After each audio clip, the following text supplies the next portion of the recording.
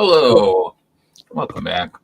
I promised you another beautiful face, and the same beautiful faces you enjoyed previously. It's true. In addition to Nate, Joel, Warrior. We now have lovely Cassandra. I am in the right place, which is most important. I was going to ask about that. Like, if we got you right the first time. Also, look. I feel incorrect, but I don't think like it's vibes. Oh. No, hold it higher. I can only see the name tag. Oh, there we go. Ooh. Pretty. Lovely. I was showing it off earlier, but I was teasing Ben that normally for a lot of people, when wives have babies, they get push presents. I get D&D running presents, so whenever I run D&D, I get presents. So Ben bought me this beautiful Tiamat watch. And then inside of it, there's very, very tiny little tiny dice. Wait. Oh, damn. The only time it matters. We met. Yay! Do you say that seriously, Tiamat too? I don't think this is. We're gonna have it. What? This one has like. I got the same watch. Wait. I don't have it. Oh, Nate, you're left out. I've got a leafy shape on one side Christmas last year from a friend of mine. and a D20 on the other. Oh, What's on the front of yours, Ryan? it's Tiamat. Is it Tiamat? Okay, I got Tiamat too. Ah, that's funny. Nate, you're missing out. Now we need to get Nate one too. Dice inside, yeah. They're so cute. I just love Very it. cute. I'm scared to ever open this thing. Yes. Like they're gonna gone immediately. I almost lost a little one in the couch last night, and I was like, "Oh no, no!" So, anyways, I had to share that. That's awesome. Last time I had to buy a suit, I was like, "Oh, I'm getting a vest, so I need the pocket watch." And I saw those. It was like, this is perfect. Yes. Yeah. So good. Okay. Sorry. Totally interrupted. That's was very amazing. excited. So, Cassie, what time is it? It's dice time. Time to throw Time dice to roll everywhere. for on accident. initiative. It's Time for roll for initiative. Exactly. It's my new favorite thing. Got it yesterday. I'm over here thinking, can I still do Ferdinand voice? I don't. That's not the default voice I slip into. I know. Doing anything. Did you practice? Did you practice at all? You're just like, no, I'm just gonna go in and No, I can do it. wing it. It's the harder thing about Ferdinand is there's a warmth to it. It's hard for because if I go colder, then it's Balder. But if I go warmer, it's Ferdinand. But if I undeepen it, then it's Kletos. And if I make it warm and lighter, it's Highland. It's so complicated. That's what Avril Lavigne wrote the song about. It was doing a multitude of character voices that are similar. It's exactly what it's Good about. for your voice if it's similar, Yeah. Checks out. Yeah.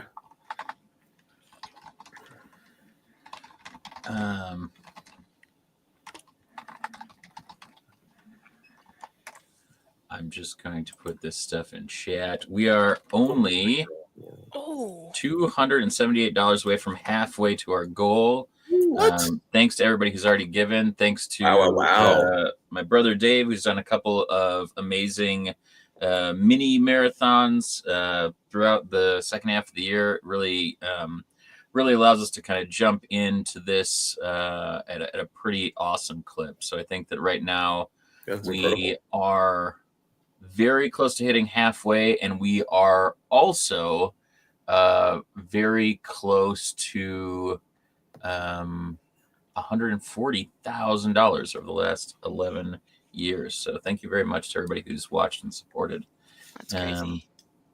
Yeah, you can check us out right down here. There's a schedule up. You can also check out the Known World United on Facebook at Known World United. All right. Well, hey, that's what I call Christmas, Volume 11. Why is it Volume 11? Because I do a Christmas game every year. My first ever Dungeons & Dragons character was Jiminy Christmas. He was a bard, and I like all things holiday. So we're here.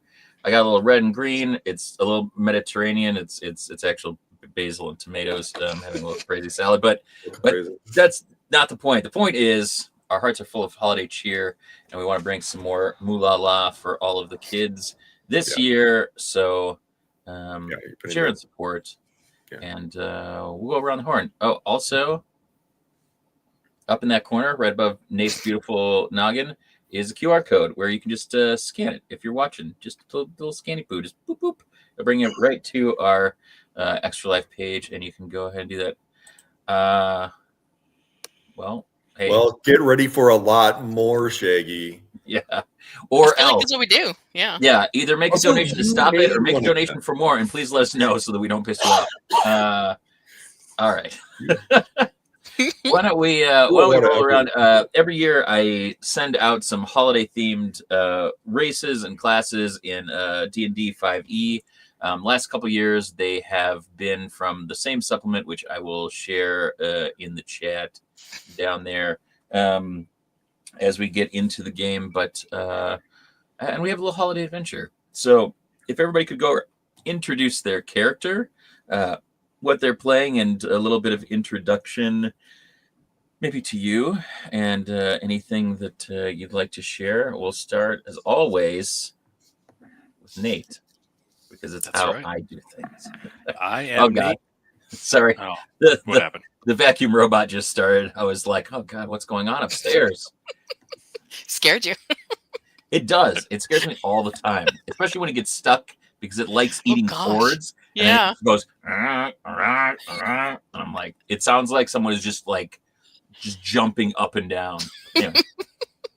They're taking over. No robots in my house. All right, I am Nate, your D&D ringer. I am playing Sven Olsen. If you caught the stream last year, he was a gingerbread wizard. This time he's learned he's got some connections to Jiminy Christmas, so he's now a Santaling sorcerer. So he now has the blood of the North Pole. He's resistant to freezing temperatures, which is nice.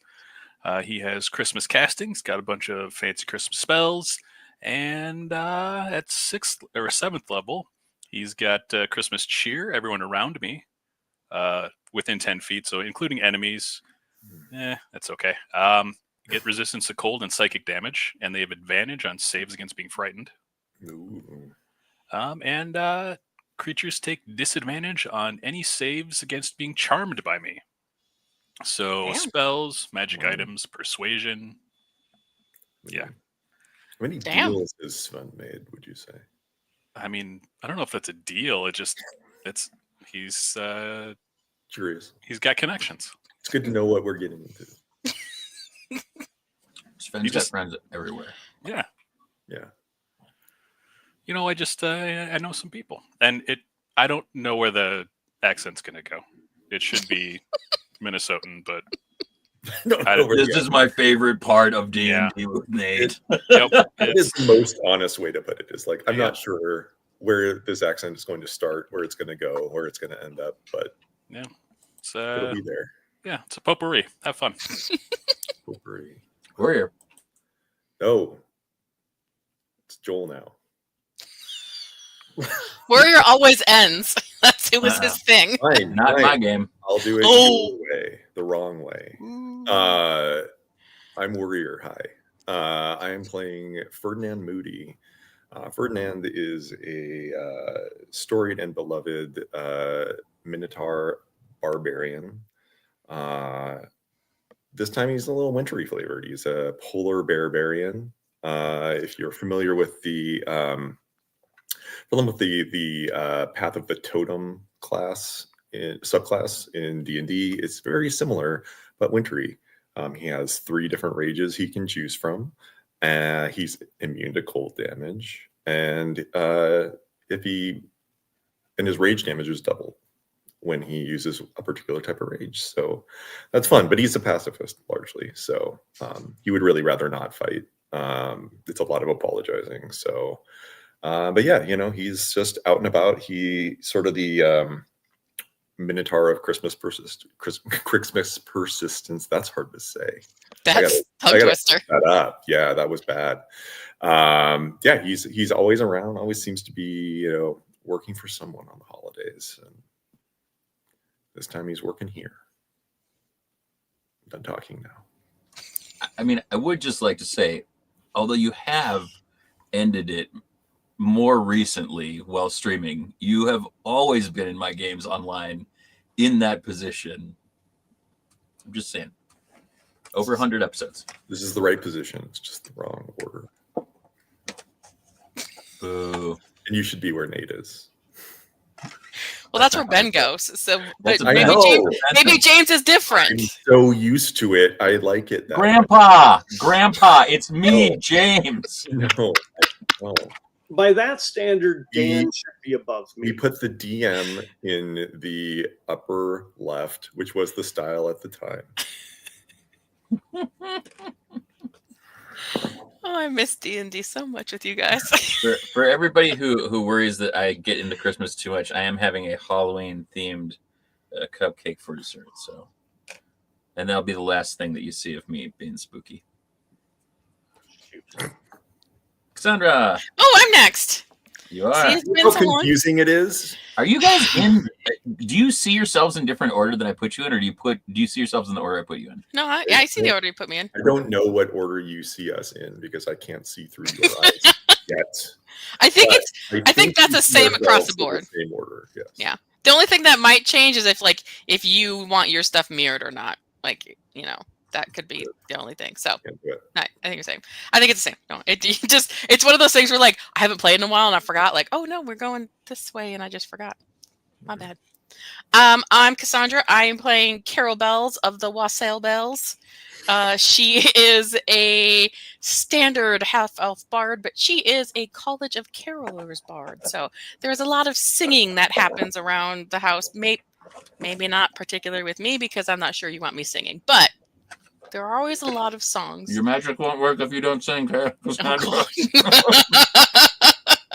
I'm not sure you actually want me to sing in real life. People might start taking away donations. I think they can't do that, and yes, we do.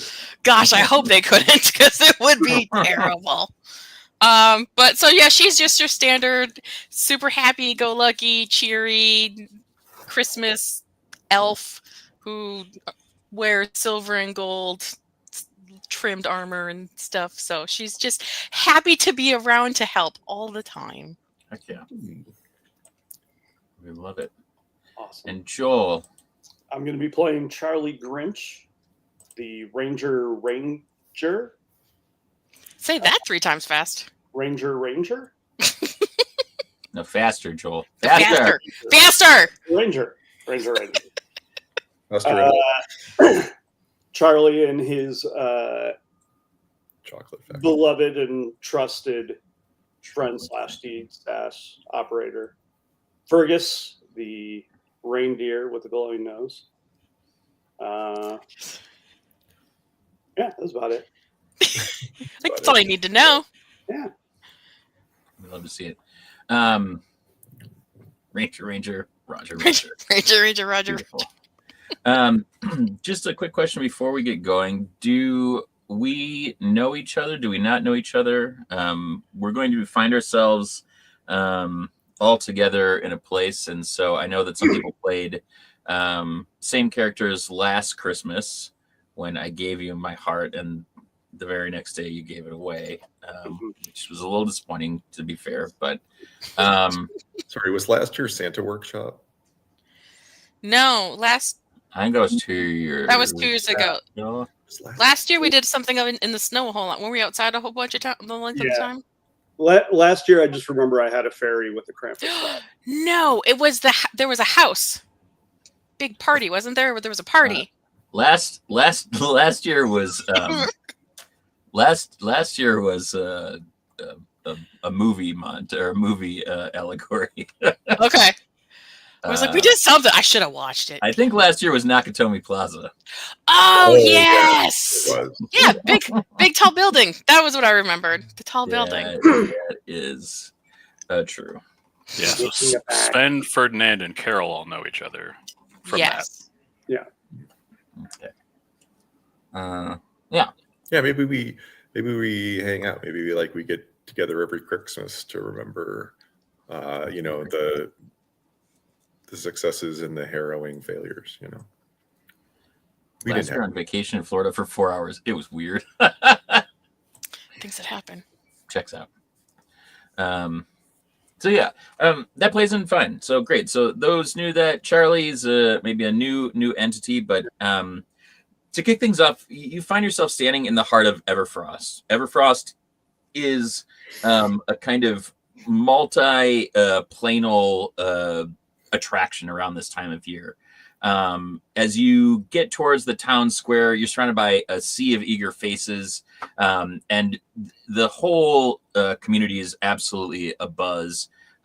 This is the home of one of the greatest spectacles in the known world. They have a winter solstice celebration during the 12 days of Christmas, and the glow of the holiday lights illuminates a beautiful, crisp winter's eve. There's a festive atmosphere across all of the snow-covered cobblestones. You hear the sound of children laughing and playing. Everybody's bundled up in homemade scarves and mittens. As you walk along, you see your breath visible in the crisp winter air. As you walk along the main market streets, there's a ton of merchants that are out selling their wares, offering magical trinkets and holiday treats to all of the crowd. You can smell chestnuts and spiced cider wafting through the air. And this is a sensory symphony for you all as you come to the main square where they hold their annual celebration. What are you giggling at already, James? This is funny. Everfrost. I feel like every time we stream, there's some like Pearl Jam joke or something. I don't know if Spike just loves himself some Pearl Jam, but there's always something good. Anyway, I honestly didn't get the joke until you sang it because I just was like, I know that song. I think I know that song. And then you sang it, and I was like, oh, got it now. Anyway, I'm sorry if I took your Pacific Northwest territory there, Warrior. I feel like maybe I just kind of. It's okay. Anyway, I feel like I stole it from you. Music's for the people. So as everybody is making merry and the kind of anticipation towards this event is building, Mayor Frostbeard stands on the steps of Frostbeard Manor and raises hands to address everyone. As he does so, the crowd starts to fall silent. Everyone's eyes are fixed on the evergreen tree in the center of the square. Its branches are adorned with enchanted ornaments that shimmer in anticipation of this annual event. Altogether, the crowd starts to count down, and it echoes through the square like a heartbeat. 10, 9, 8. The anticipation is just crackling in the air. Just the promise of this kind of holiday spectacle. The children's eyes just full of wonder as they prepare for the annual tradition of Krixmas Elves joining them here in the square. But as the countdown reaches its climax, 3, 2, 1. Nothing happens. Oh, no. The expected surge of magical energy, the signs of the opening portal never materialize. You start to hear people start to talk, and concern and confusion, replacing all of the kind of joyful anticipation that you heard, and this kind of worried murmur just sweeps through the gathering. You are standing there anticipating having traveled here to witness this amazing event, rather are part of this throng that is just staring into the empty space where the portal appears every year, and the once lit up faces of the townsfolk wear expressions of disappointment and some very worried. You can tell that something's gone awry, and you see the mayor look crestfallen, and all the color kind of goes out of his face as he kind of has this excited kind of anticipation replaced with a kind of furrowed brow. And then you start to see desperation in his eyes as he turns and he flees back into the manor. and that's where we'll start.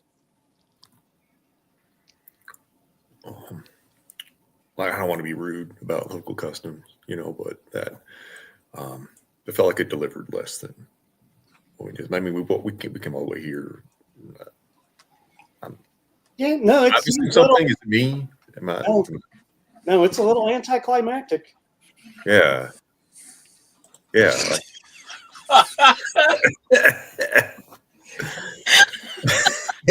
I mean, yeah. Like, you get an inspiration spike. Yeah. He has to at this point in time. Yeah, I feel like Spike and Shaggy, you can both have inspiration, and if you want to spend it on someone, you can do that. How's that? Ooh, I like that. I think that sounds good. I literally, after we finished our earlier thing, the first thing I texted my wife was, I miss being done with my friends. Yes.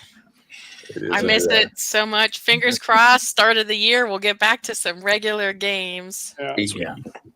And spoilers, I'm going to run a couple things here before the end of the year, and I always talk about running more Christmas things, but you may see some one-shots or other continuations if folks are interested. So hang on to your butts. Don't let him go. Don't let him go. Don't ever. Charlie's going to climb up Fergus's neck and stand on his head to get a better view. Do you know this gentleman on your head? Oh, Fergus is. Fergus is the reindeer. Oh, Fergus is doing it. Okay, perfect. Okay. So he's going to climb up the neck and stand on his head. Because despite the name, he's a Christmas elf, and he's only about 1 foot and 3 inches. Don't call me short. Those inches count. I like that. This is great because he's still shorter than Ferdinand. Charlie, do you want to make a perception check? Are you looking for anything in particular, or just kind of trying to get the lay of the land? Just looking to see, like, this is clearly not what was supposed to happen. So yeah, I would say just general perception check. Okay. And true to form, it's a 10. With a +5, it's a 10. So we're off to a good start. Could be worse. Could be worse. It's a nice and average start. We like it. So yeah, that's fine. From the town square, which as you kind of look, there's just a towering evergreen tree that's decorated. The ornaments are less kind of magical. They seem to not have that same crackle they did before everything happened. But this is where the winter solstice is held every kind of Christmas during the 12 days of Christmas. It is a huge bustling market. People come from all over and from different planes to kind of witness this, and Christmas's own elves delivering gifts to the people that are gathered around. Overlooking the town square is Frostbeard Manor. Quite imposing. It's a very grand structure. It looks to be made of enchanted ice and has very kind of intricate frost patterns. If you're familiar with like Rococo architecture, it's like the filigree of this, only all made out of ice. It's also, usually the central hub for a lot of town meetings and events and proclamations. Mayor Frostbeard kind of comes out on the steps and speaks to the community. There's a couple other things. If you look back down the kind of enchanted market street, there's all of these little stands and kind of charming shops. The market street is starting to kind of pick back up as people are trying to kind of recapture the magic. The kind of town of Everfrost, obviously this is a big time of year, and they've kind of gone to great lengths to make sure that they have enough stock to support not only gifts being purchased in the town, but also people coming from different planes and wanting to bring back a variety of wares, holiday-themed trinkets and enchanted snow globes and warming elixirs. But you can tell it's a lot more somber. There's a couple of other kind of like standout structures here in kind of Everfrost around the town square. There's the Silver Deer Inn, which is a very well reputed inn. A lot of people know of this as like a place where you go to exchange tales or exchange songs if you're a bard, or if you are a chronicler. It's famous for a hearth that never goes out. You know, Charlie, this is the place to go on a chilly night and get a warm cup of Christmas cheer. There's also a large park, Snowflake Park, which is filled with ice sculptures at this time of year.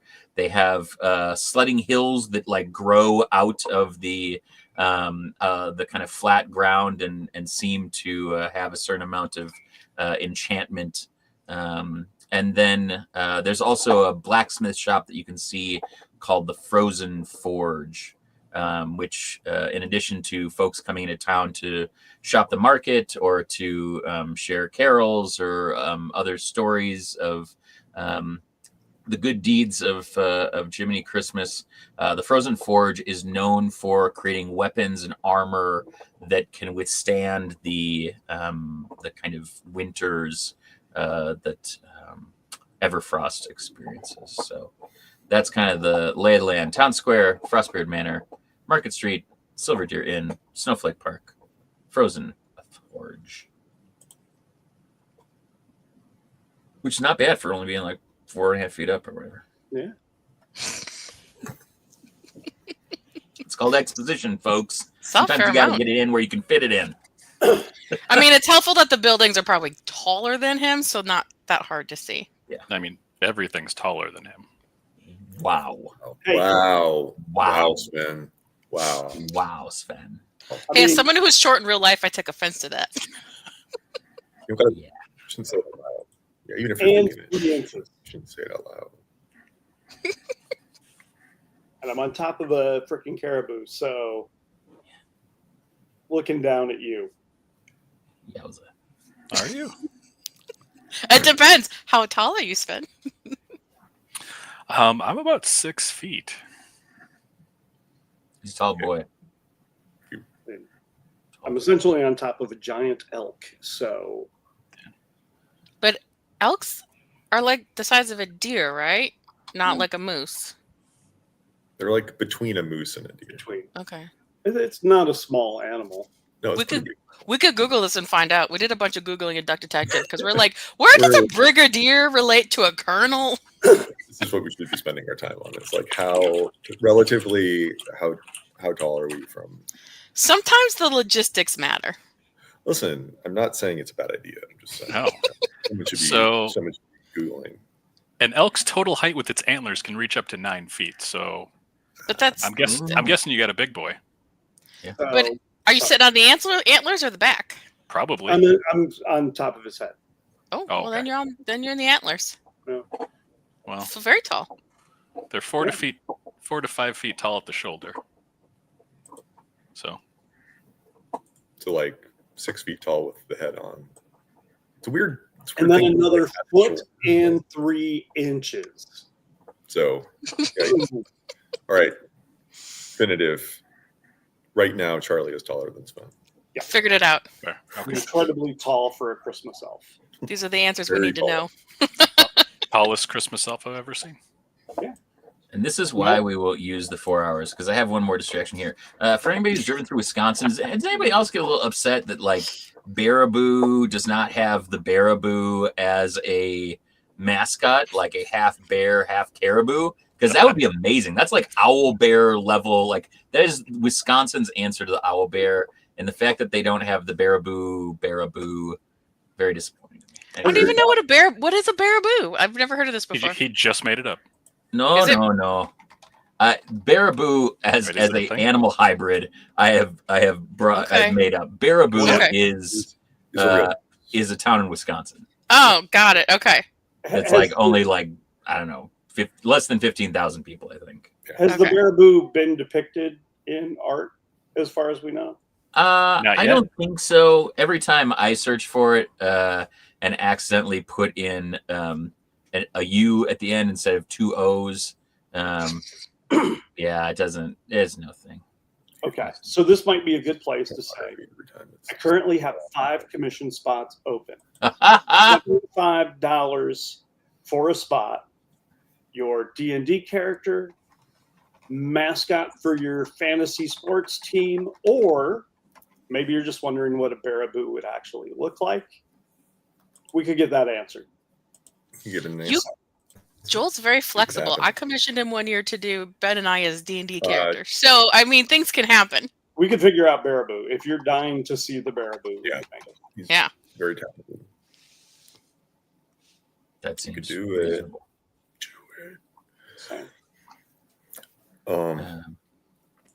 Well, I think Ferdinand will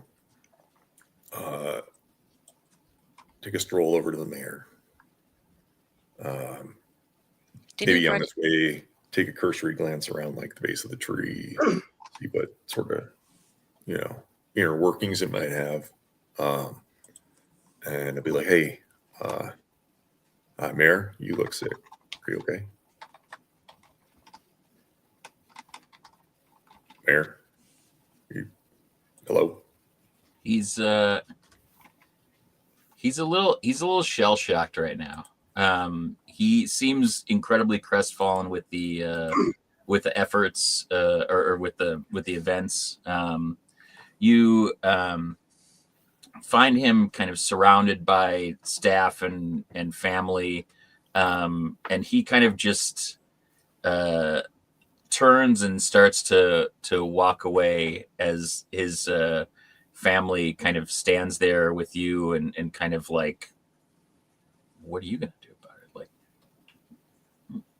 well, I'm trying to console him. He looks kind of shell shocked and crestfallen right now. So the butler goes, I suggest you follow him to his study. It's where he does his best thinking. Okay. Sometimes you got to put your thinking cap on to do your thinking. That's true. Yeah, Ferdinand will tail along. Takes big steps. He's probably not very far behind. Yeah, Sven's going to follow along as well. Yeah, I will. Carol skips, so she'll be able to keep up with Ferdinand. We'll go. We're kind of bringing up the rear, though, because the antlers and doorways are challenging. So I'm afraid you're going to have to leave your reined deer with us for the time being. It cannot be allowed in Master Frostbed's study. Have no fear. We have plenty of grub to keep him happy. Does he like carrots or apples? Yes. Most delightful. I shall fetch some of each. Wilfred! And you see this little elf guy run in. He goes,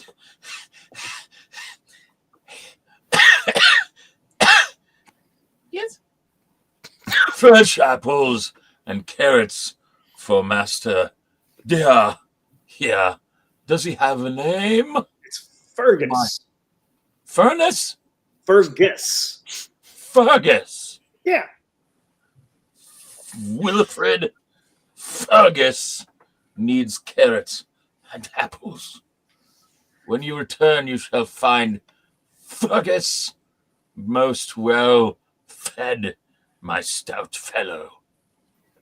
All right. Sounds good. I'm sure Fergus will enjoy the treats. Fergus makes a noise, and Charlie's just like, good one. Hops down, and you hear Willifred kind of like snicker a little bit too, and then he like gets a little spooked and runs off. Okay, so as you head up into the mayor's study, you see that the door is cracked open. As you walk in, the kind of room is adorned with maps of the town and larger surrounding areas. There's a bunch of things kind of out on a large table. There's intricate ice sculptures, and you see kind of frescoes of the history of winter's solstice and Everfrost, and the kind of portal opening, and kind of this magical, like, kind of crystalline structure coming out. The mayor's already seated at his desk. He's got parchment and kind of maps that he's pouring through.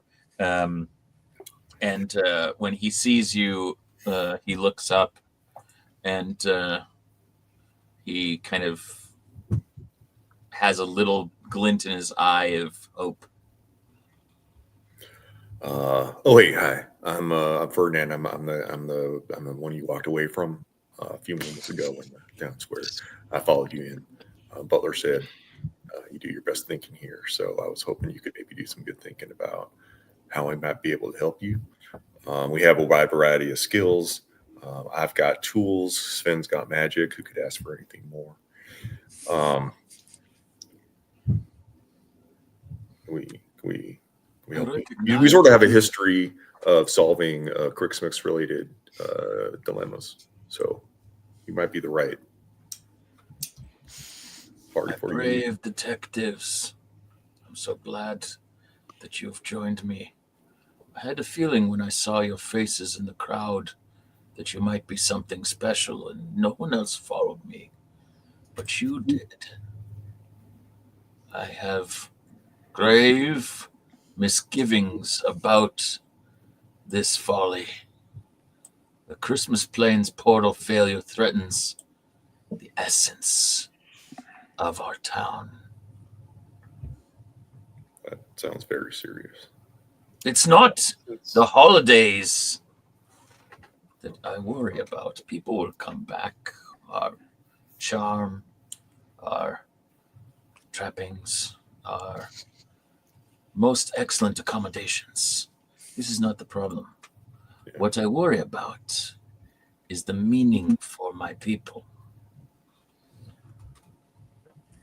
Winter solstice comes no matter what, in good times, in bad times, but hope and faith and joy is what keep people going. And without it, I can only imagine a hopeless plain. So, what do you think you can do about this for us? I mean, if it's like a mechanical issue with this portal, I could probably fix it. Like I said, we got magic. We've got. Who is the magician? It's not me. Well, I mean, I'm a sorcerer. I've got some magical skills. Yeah, I got some stuff. I got a few myself. Okay, well, I don't. I'm still valid. You definitely. You are. We need you. I believe We need you on the team. Very brave boy. I see it in your eyes. But It's true. this portal magic is tied to an ancient ritual that we perform each Christmas. I do not know what has disrupted it, but, and he pulls out a small fragment of kind of some ancient script, and he points to a location next to the script, and you see that this is the same kind of map as you see kind of up on the walls of a location that is outside of the city. And he says, "Go, my brave detectives. If you uncover the truth behind this calamity and restore the magic of the solstice, Everfrost and the Frostbeards will be forever grateful. The world needs to hope, and the world and I believe in all of you, even the mechanical bull."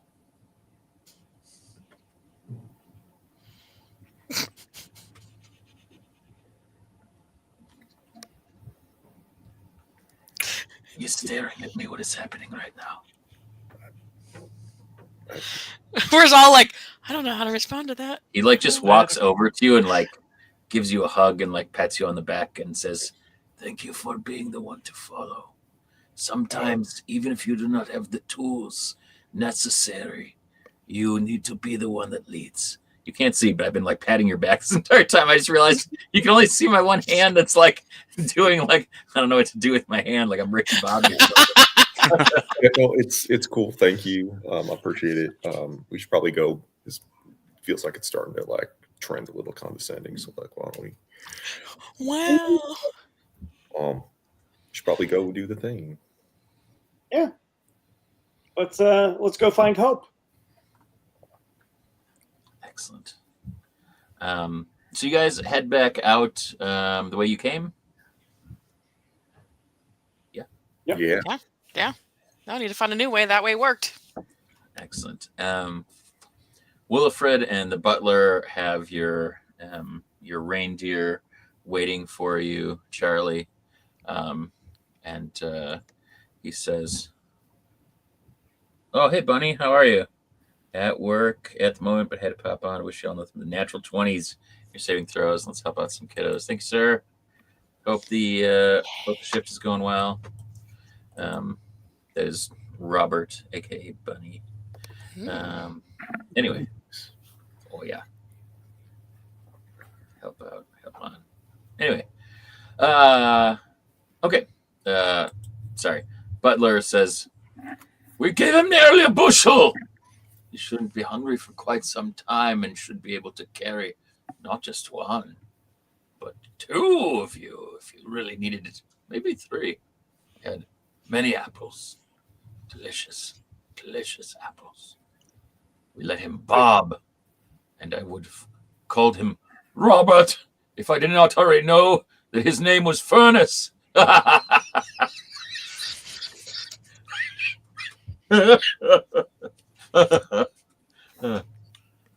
you for the opportunity to care for your pet. Well, thank you for that. Fergus is, I'm sure, grateful as well. Fergus does like the one stomp for yes. There's a lot of fiber in apples. Hopefully he doesn't develop gas while we're doing this. Oh my God, it's going to be spectacular. Also, fun fact, he flies. He's going to use his farts to propel him. Look out below. It's like Turbo. It's the best. Turbo, baby. All right. So if you guys want to examine the map a little bit, I can tell you a little bit more about it. Or if you just want to, go out and do some investigating, let me know how you'd like to proceed. You see, as you kind of head back out, the vibe is off. The kind of citizens are subdued. The hawkers are not quite as jubilant as they were prior, and things are kind of winding down a little bit. A lot of people have gone back home or to their accommodations. Sven, can you do anything about this sourpuss mood? I can let's see, toss up some dancing lights. Let's get the party started. Yeah, let's throw up some dancing lights just to maybe make the mood a little more festive. Mm-hmm. Yeah, absolutely. Why don't you roll for cheer, Nate? Give me a D20 and you can add your charisma. Oh, 20. Dirty. All right. A filthy Christmas cheer for all. You hear someone begin to play a Christmas carol. Carol, can you tell me if you recognize it, what the carol is? Oh, I'm so in on this. I know I'm going to know this. Excellent. Do you want me to roll for it? You can just tell me. Oh. Festive Carol. I think we're going to be leaning towards. Oh, we cannot do the cursed Christmas song.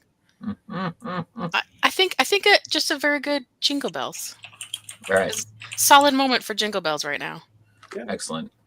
So you see one of the vendors kind of pull out what can only be described as a like Brussels sprout stalk, size jingle bell. Like this is a whole body shaker jingle bells. And this seems to bring some of the cheer back. A couple of the kids that were kind of, walking around, all fooey, start to, kind of go over there and dance. They've got that great Dickensian street urchin vibe. They're really there to share in the light of the moment and also the fire of the vendor to warm themselves. But you feel like you're having a bit of an effect, and that also warms your heart. As we walk through, Charlie is doing like little giggles accompanied by puffs of tinsel as he puts guidance on people as we pass. Love it. So that whatever their ventures are will be more likely to be successful. Excellent. Ferdinand uses his own, kind of talents, such as being very tall and very strong, to have this sort of like stack of children on his back, like sort of like piggyback riding, and then like seeing if they can like touch the dancing lights. Just kind of running around the square, like let him chase the lights. So yeah, you can see. Well, make me a perception check, Ferdinand. I will. And actually, if everybody wants me to make everybody wants me to make a perception check. Yes, we all want you to make a perception check, James. It's 15. Okay. 20.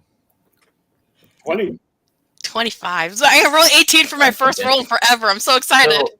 So Ferdinand, you notice that this is kind of just picking up the spirits. Charlie, you can see that this is between that and the guidance, people are starting to kind of find what they need from this moment in a time that could be overwhelmed with despair. That hope that the mayor talked about is being found because of the way that you are all interacting with this place and with its people. Carol, you are swept up in this. This is intoxicating, in the way that you see these things happening. You have memories of spending time with loved ones and singing together. You pass by a stall and you can smell the kind of sweet and kind of pungent medicinal kind of mulled wine flavors, just kind of dancing on your olfactory. Yes. Yeah. Scent olfactory. Yes. Your olfactory.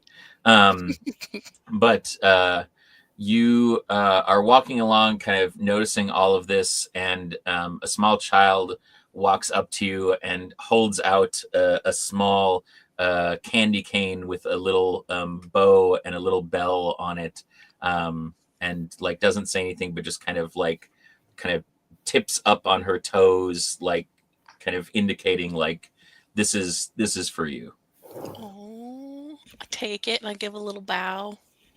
She curtsies as much as she can, and she turns quickly and kind of runs back to where she was hanging out by what looks like her parents' stall, where they have all sorts of kind of sweets and confections. All of you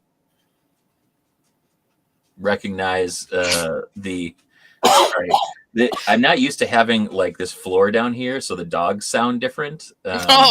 I was gonna say it's either a dog noise or like my brain just stopped for a second. And it weirds me out, but it's okay. Anyway, so yeah, you can tell that the work that you all are doing, the magic you are kind of weaving into the fabric of this town is of the same ilk as this kind of Christmas magic. That this is the thing that helps this village come alive every year. And for those that got a 20 or above, you can also see as the children that are kind of playing and interacting, being held up by Ferdinand. When they touch some of these kind of enchanted ornaments, they have a little spark similar to the sparks that you saw earlier. That this is the kind of spirit of the season, kind of powering a lot of this. I'm going to transition the song from Jingle Bell to Rocking Around the Christmas Tree. Hell yeah. Pick it up. Everybody can have a Christmas inspiration. We'll call them spirit. Everybody has some Christmas. Everybody gets spirit. I told Ben the other day I had a real hard time. Something came up with Christmas. Oh, we were watching Ted Lasso, and there was a Christmas episode, and I was like, I just want to put up all the decorations now, and I was told I can't till after Thanksgiving. Bunch of bullshit. Grinch. Yeah, but not good Charlie Grinch. No, not good Charlie Grinch. Just like Christmas Grinch. Yeah. I'm gonna put that candy cane in my pocket for now. Great.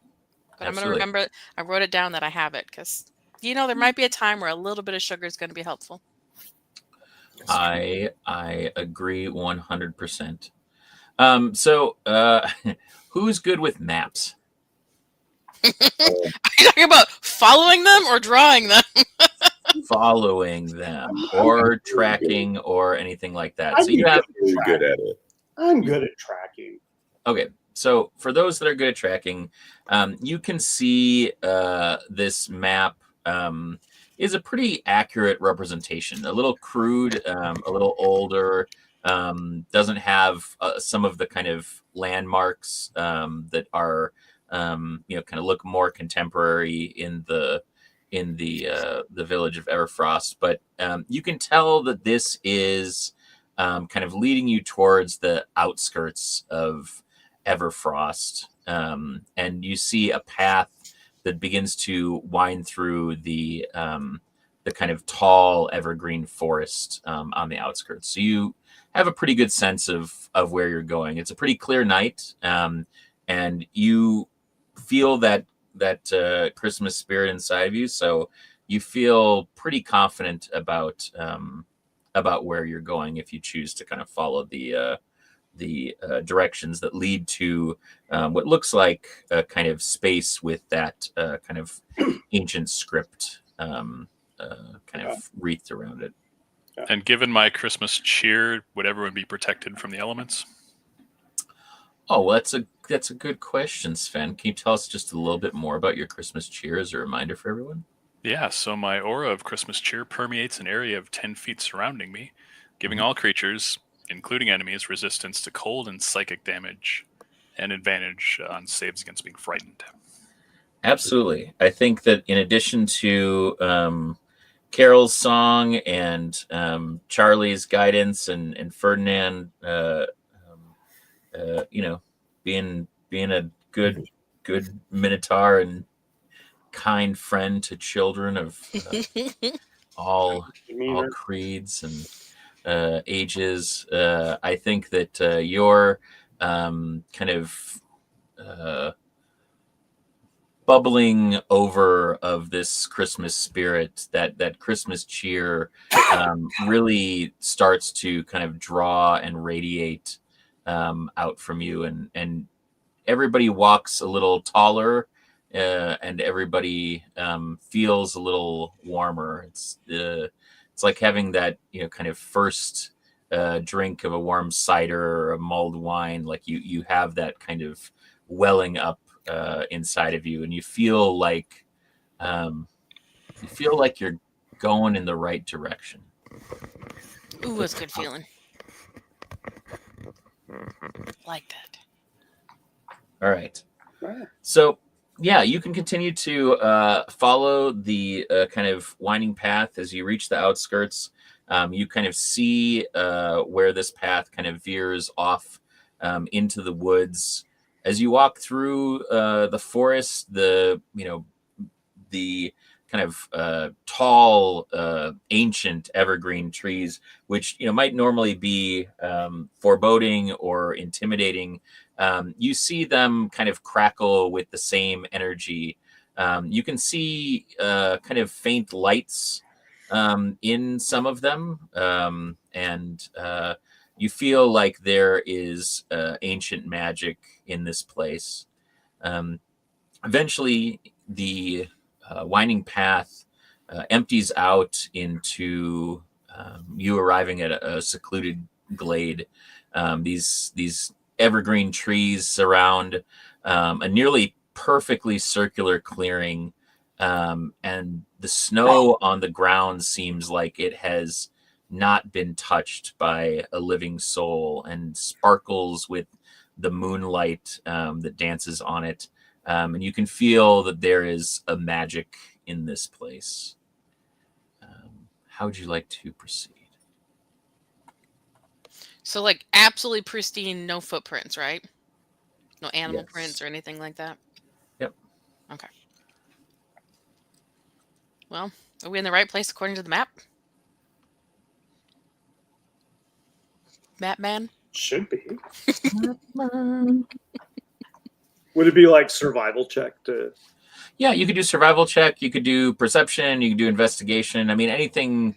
Tell me kind of, you've reached this glade. You see this, if you want to survey it, you can, use any of your skills. If you want to proceed in, just let me know kind of how you'd like to move forward. Charlie turns to Fergus and just goes, "What do you think?" Because Fergus has passive perception of 19. Oh, jeez. Fair.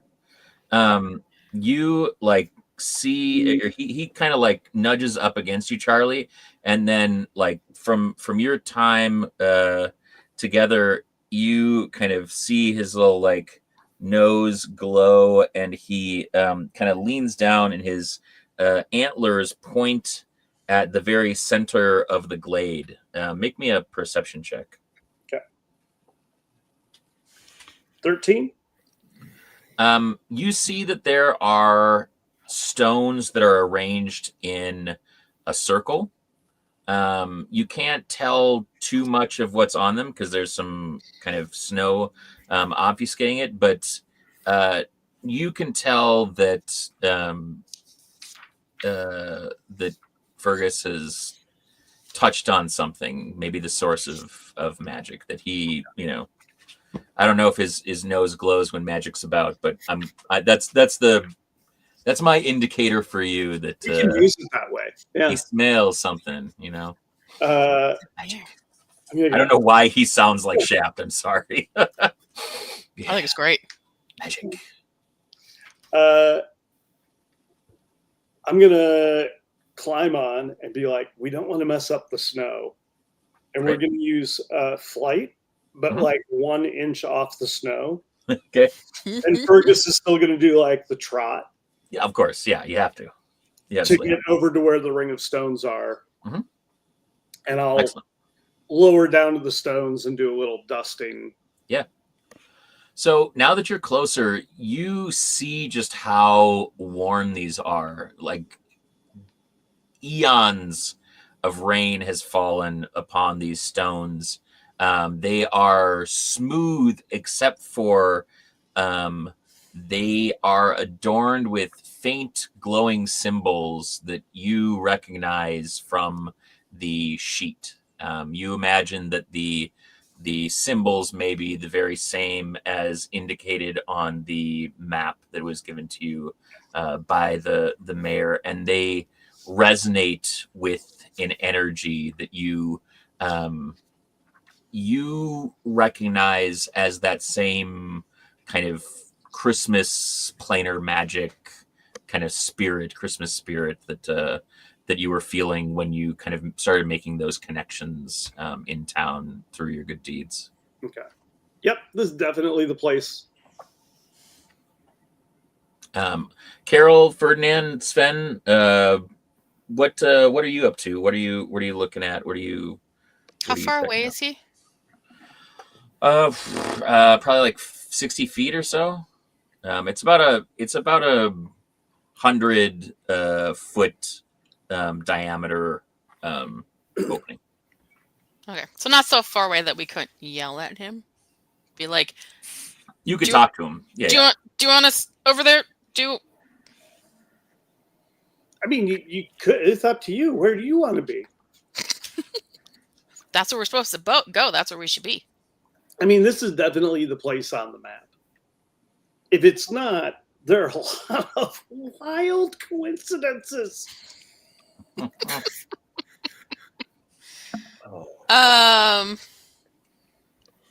Carol, just start walking that direction. Yeah. As you start walking that direction, you notice that there are hundreds, maybe even thousands of small, delicate flowers that are in bloom. They are absolutely snow white.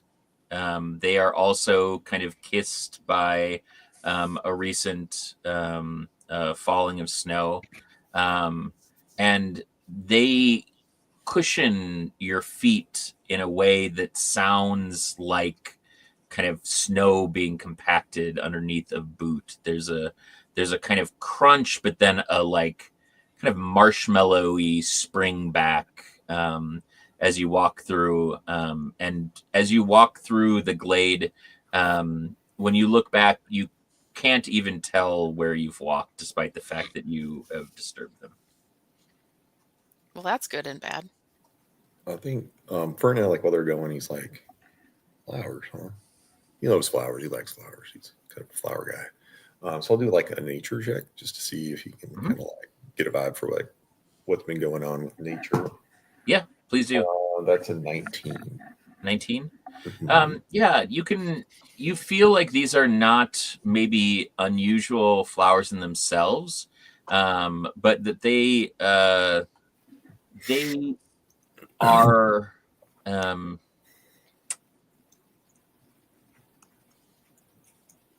maybe not like as radiant as they usually are.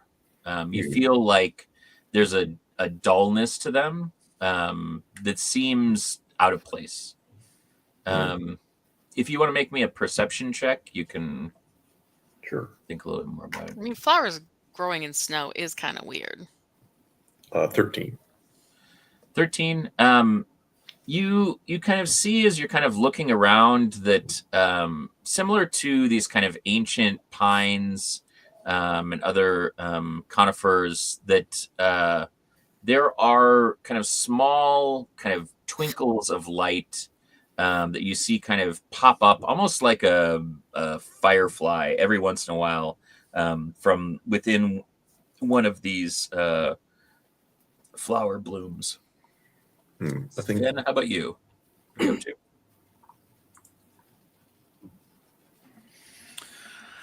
I'm just headed toward the stones there. Okay. Seeing what I can see in the runes. Okay. All right. Yeah. Why don't you make me an Arcana check then, Sven? I'm going to go ahead and spend a sorcery point to reroll that 5. And I just rolled a 5 again. So that's 9. Check and check. Is that close to nading it?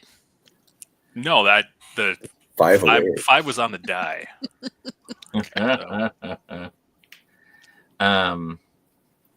So the stones themselves feel like they hold a deep magic. They are kind of seemingly kind of worn, but also kind of simultaneously untouched. You feel like there is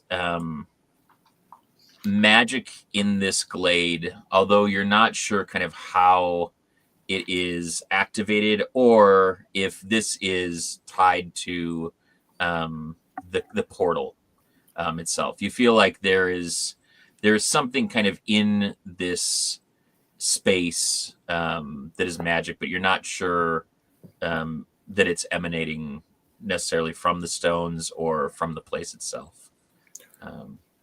Hey, do you think this is one of those like fairy rings where if we go in the middle of it, we disappear? I might be able to find out a little bit. Because I can. We don't think it's worth wasting a spell for. Because it's definitely a ring. I could cast it. Well, I mean, we can try going to the center first. I can cast detect magic first if you want to see first, but otherwise, I think it's not worth wasting a spell. Well, I'm willing to go for an adventure. Well, I think like let's take a couple steps first, and then see if we can conserve that magic of yours. Okay. Ferdinand's going to start kind of moving toward the center, and like as he goes, he looks at these sort of sparkles, these glimmers that are coming out of the flowers. Are they going in a particular direction? Are they like floating around aimlessly? Do they seem to be moving in a particular way, or like what's the vibe there? What's happening? They seem to be monitoring and kind of orbiting the center circle. And if you want to make me a nature check, I can tell you a little more. 22. You feel like these are not just kind of mindless sparkles, but if you're not mistaken, these may be some sort of fairy or sprite. Oh, hold up. Okay. I think these are I think they might be like pixies or something. But they're not. If you rolled a 22, warrior, you think that these are snow sprites. These are snow sprites, actually, now that I think about it. I don't know where my head was at, but they're snow sprites. They're snow sprites. And yeah, they're gathering up at the center there. Ferdinand will like head over to the. You'll say, should we be worried that they're snow sprites? Yeah, what does that mean for us? They seem to just be kind of like hovering around and curious. You feel like now that you think about it, they've been around you the entire time you have been doing the work of kind of trying to investigate this. So you haven't done anything to upset them thus far, so you can try to interact with them, or you can, I don't know, you can continue to walk towards or jump in the circle and see if anything happens. You can also, you can investigate any of these things. You can, do Arcana checks. You can, whatever you feel is appropriate. I appreciate how very close you got to, but didn't say they've been here the whole time. I only make bad Avril Lavigne references, apparently. Oh, okay. That's good. I think Ferdinand is sort of like, I don't think there's no sprouts. I don't think they're hers or nothing. Hey, do you have like a, I don't know, what do you call it, talking spell? Like, maybe you can speak sprite language or something? Who is anybody proficient in languages, and or does anybody have a high intelligence? Define high. Right. Not. It's 12. That's higher than average. I'm a 14. But as far as languages, wherever they put that, I forget. I speak a couple. Yeah, I speak a Didn't couple. exactly define those in the character creation stuff, but I'll say this. I Charlie, did. based on you being a ranger, and Moody, based on you being the one who discovered this, you know that in the worlds of D&D, sprites typically speak Elvish or Sylvan, but a lot of them speak Common too. I speak Elvish. So There you go. And I have a decent intelligence, so I'll give it a try. Sure. I'll probably start out humming first, humming a song to see if I can get their attention. Oh. Just something. What kind of song is it? Just something real light and soft. I'm thinking. Here's the thing: is I went ahead and moved the songs that I was going to be moving to like an actual list so I could reference them.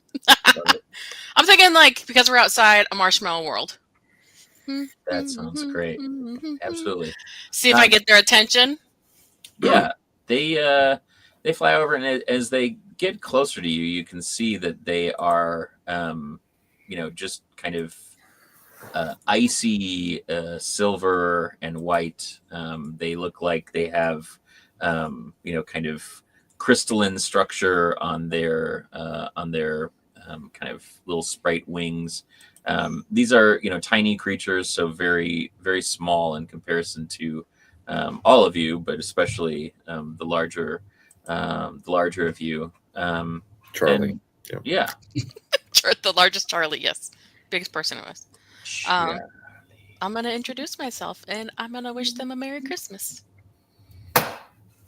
They speak back to you in Elvish, and wish you a Merry Christmas as well. And they let you know that that you have entered the glowing glade. It's a very beautiful area. They say that it is a very beautiful area, but not so beautiful as usual. Oh, what's different? The flowers. Those aren't normal? They are weak. You think something's stealing from them? We do not know. You've But seen normally they bloom and glow, and now they're dark. Have you seen anything weird around here lately? Only the absence of their light.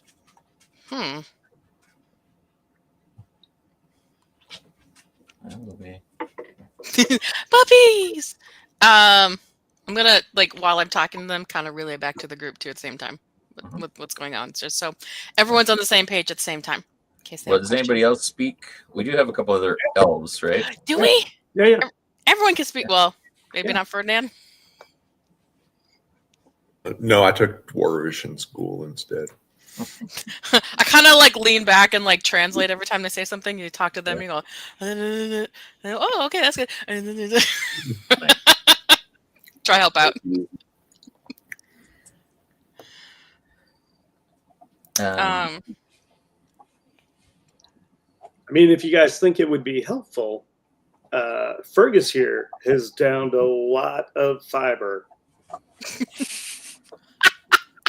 And if you think some fertilizer would help, brother could hook you up.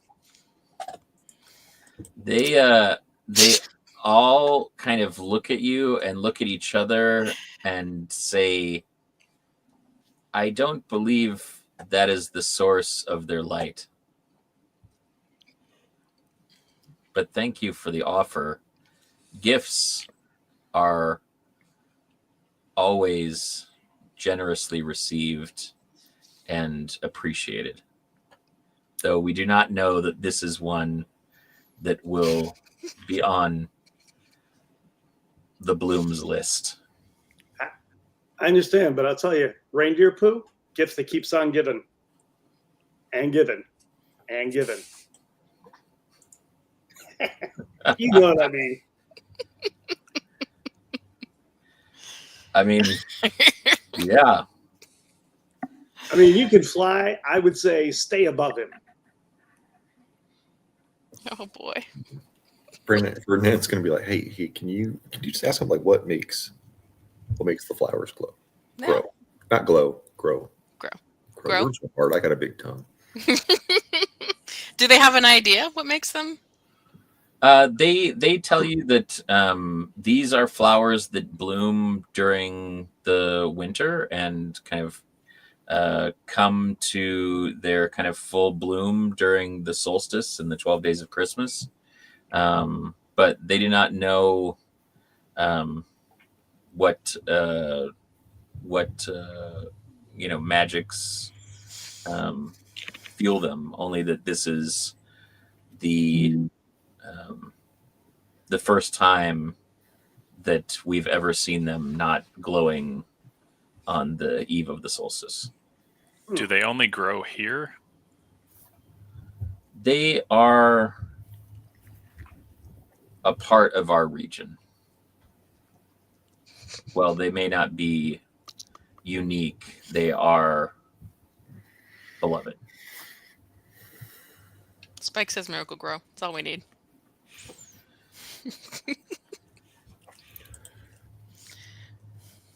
Well, do you know why there's an issue with the connection to the Christmas plane? We do not. Do you feel the misconnection? Like, do sprites feel that how kind could of? we not with the light of the winter's bloom absent? Fair. So do you think it'll get better if the flowers grow and grow and glow again? See, it's Double G's. hard. It's tough. It's difficult. Really tough. I mean, they kind of share that there has never been a year that they have not bloomed and glowed on the solstice, and there's also never been a year that the portal to the Christmas plane has not opened in their memory. So So I'm thinking you we gotta could get the take portal that open. using your keen adventuring Oh wow. skills. Missed it. You could deduce that something is not copacetic in general. Probably in the Christmas plane. So obviously we Juju probably need is to not get making its way to this plane. Yeah, we need to try to get the portal open. Team, do you think it's relevant to know the school of magic, or do you think it's pretty obvious? Do you think that'll make a difference? Well, I guess what I'm thinking is that there's a lot of magic abound, and so I don't know if it would be something that's clear to you or if it would be something that is muddled or more confusing, or that thing where like on detective, on like parodies of detective shows when they turn on the black light and there's just splatters everywhere. I feel like it might be that with magic. Well, I think I can specifically look at a magic's I mean, you can try. figure out what school it is, but I didn't know if that's relevant. And I wasn't laughing at you, Warrior. I just was laughing at the comment, just so you know. Oh no, it's fine. I got laughing at did you unplug and plug the portal back? Almost died. Mangoes. I don't know if you noticed, but in my other game, I commented that plant leaf here looks like a dinosaur that's about to eat my head. It kind of does, actually. You got a little velociraptor just coming on in, waiting for you. You're such a goon. Well, why don't we? I don't know. I feel like I just don't know if it's relevant to know that. But I just want to go check it. You do what you want. I just want to check out the middle here and see what happens. Should we hold hands before you go traipsing into the portal? If you want to, we can. I think we should. Okay, let's do it. So we stay together. Or moral support, whatever is more important to you. A great poet once said, "Let's stay together." I believe that's what Let's Stick Together, but that's okay. Stay works too. I think it's Stay. All right. We're about the same poet. Maybe not. Depends on the reference. Okie dokie. So holding hands and jumping into the circle? Yeah. Sounds like Yeah. a plan. Just tie a rope around Ferdinand, it says. All right. You guys all count down just like in town. 10, 9, 8, 7. As you get closer, 3.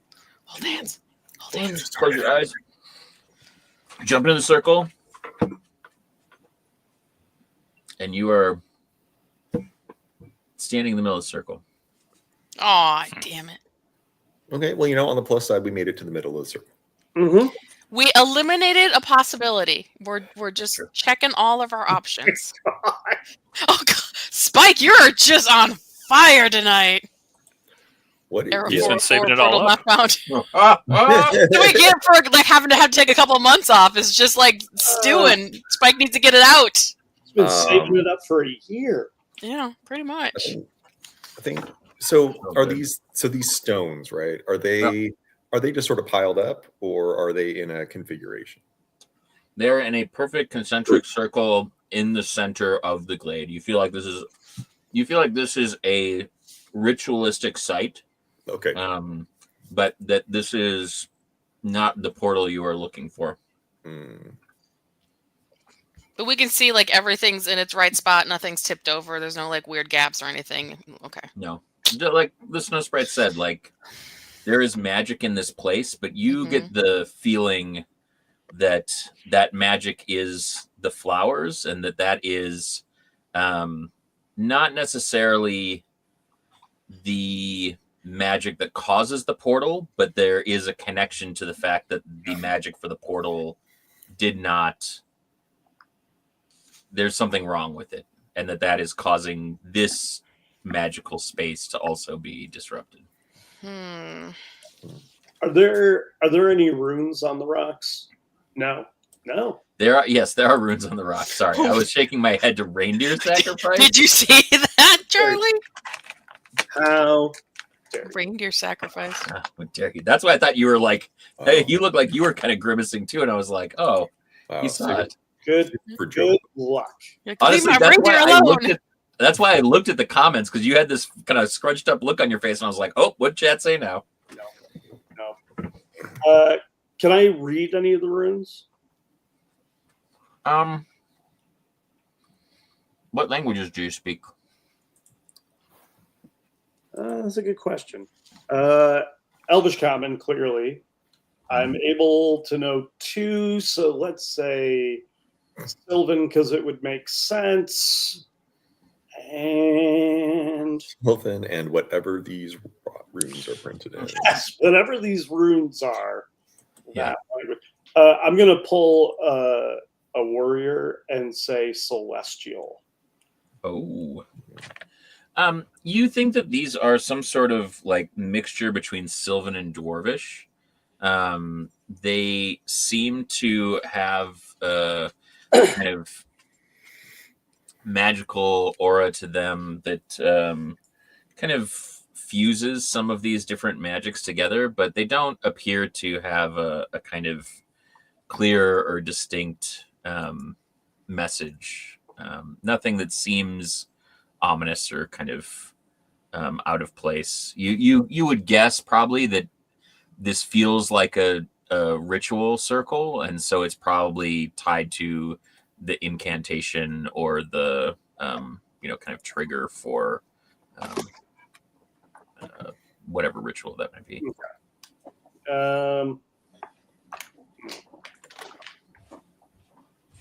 Spike, absolutely. I'm okay with the reindeer killing other people, 100%. Give it time to develop.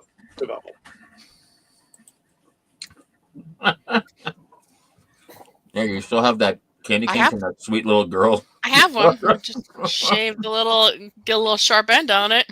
It's exactly how I'm sure that little girl intended me to use it. I think so. She was hoping. Woof. We're like, this Christmas episode took a dark turn. I'm going to take a look at the map again. What else was on the map besides, like, here are trees, here's the circle? That's pretty much it. Yeah. It in this glade, it had the same. If you kind of walk around and look at these, you recognize all the runes from the runic inscription on the map. Your interpretation is that the mayor is grasping at straws as well. Does anybody have? Is anybody proficient in history? Maybe. I am. No. Sven, would you like to make a history roll? Sure. Oh, that is 21. The Frostbeards are a very old and storied line that are descendant from dwarves.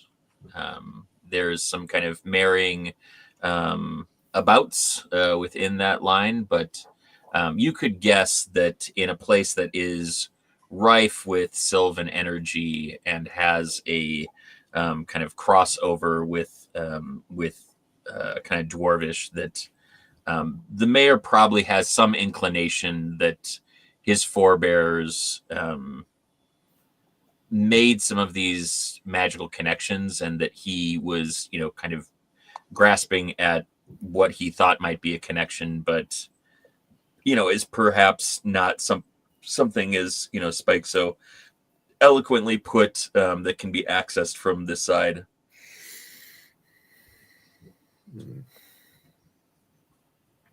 Well,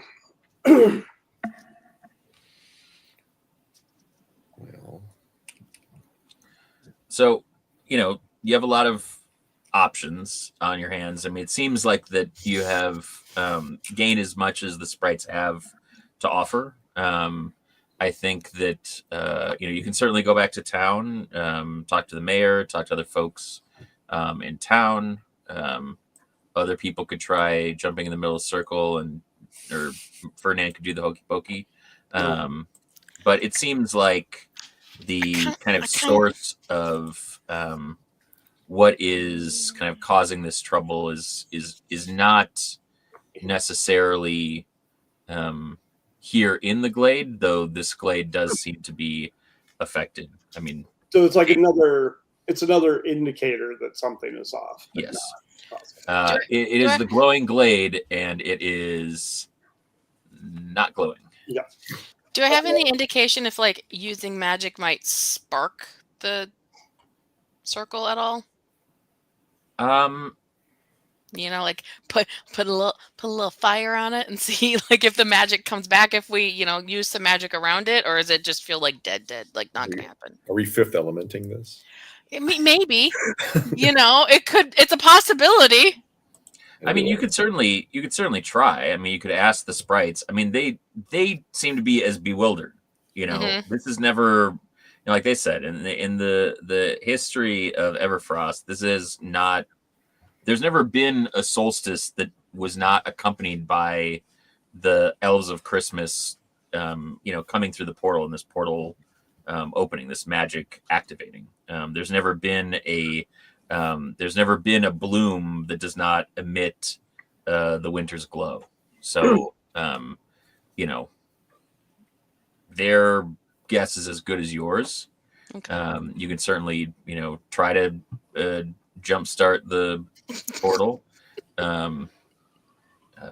It was a random idea. I'm not saying it was a great idea, but listen, there are no bad ideas, and you are all. That's why I said you are welcome to give it a shot and see what happens, and tell me what you'd like to do. They don't know, and I don't know. Okay. Yeah. Fergus lowers his head so that Charlie can grab an antler, and be up top. Mm-hmm. And we're going to do some aerial recon to see if the view from above, if we get high enough and we can see the town and the ring, do we see activity anywhere else in the area? Sure. Yeah. I won't make you roll for that. You don't see that there's any sort of other, I don't know if you're looking for kind of a similar kind of glade or other glow or something like that, but there's nothing that fires, encampments. No. Just the city. I mean, outside of people, what appears to be some caravans that have, kind of come in for the festival and are out to, kind of roughing it rather than staying in an inn.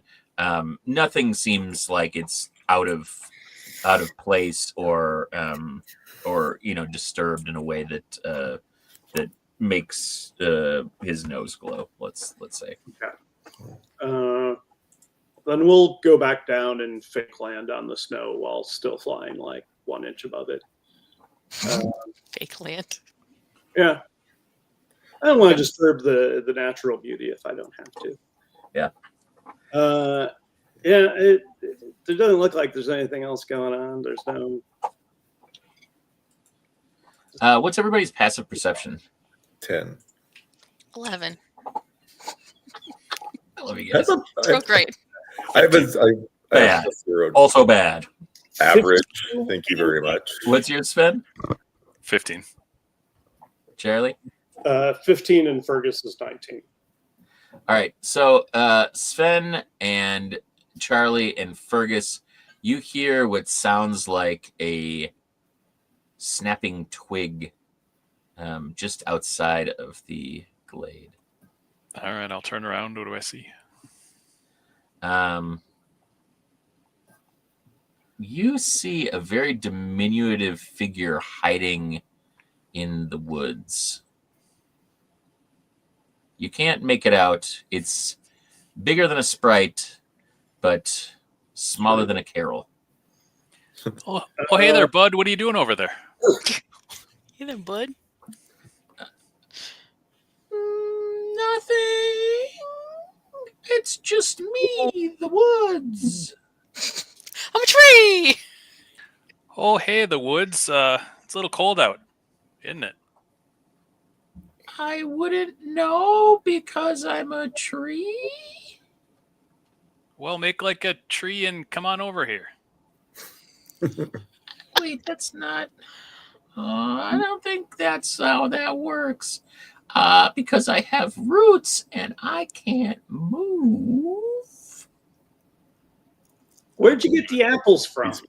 He's got you there, Sven. Oh, son of a snickerdoodle. Got outwitted by okay, all right. And you see Wilfred walk out.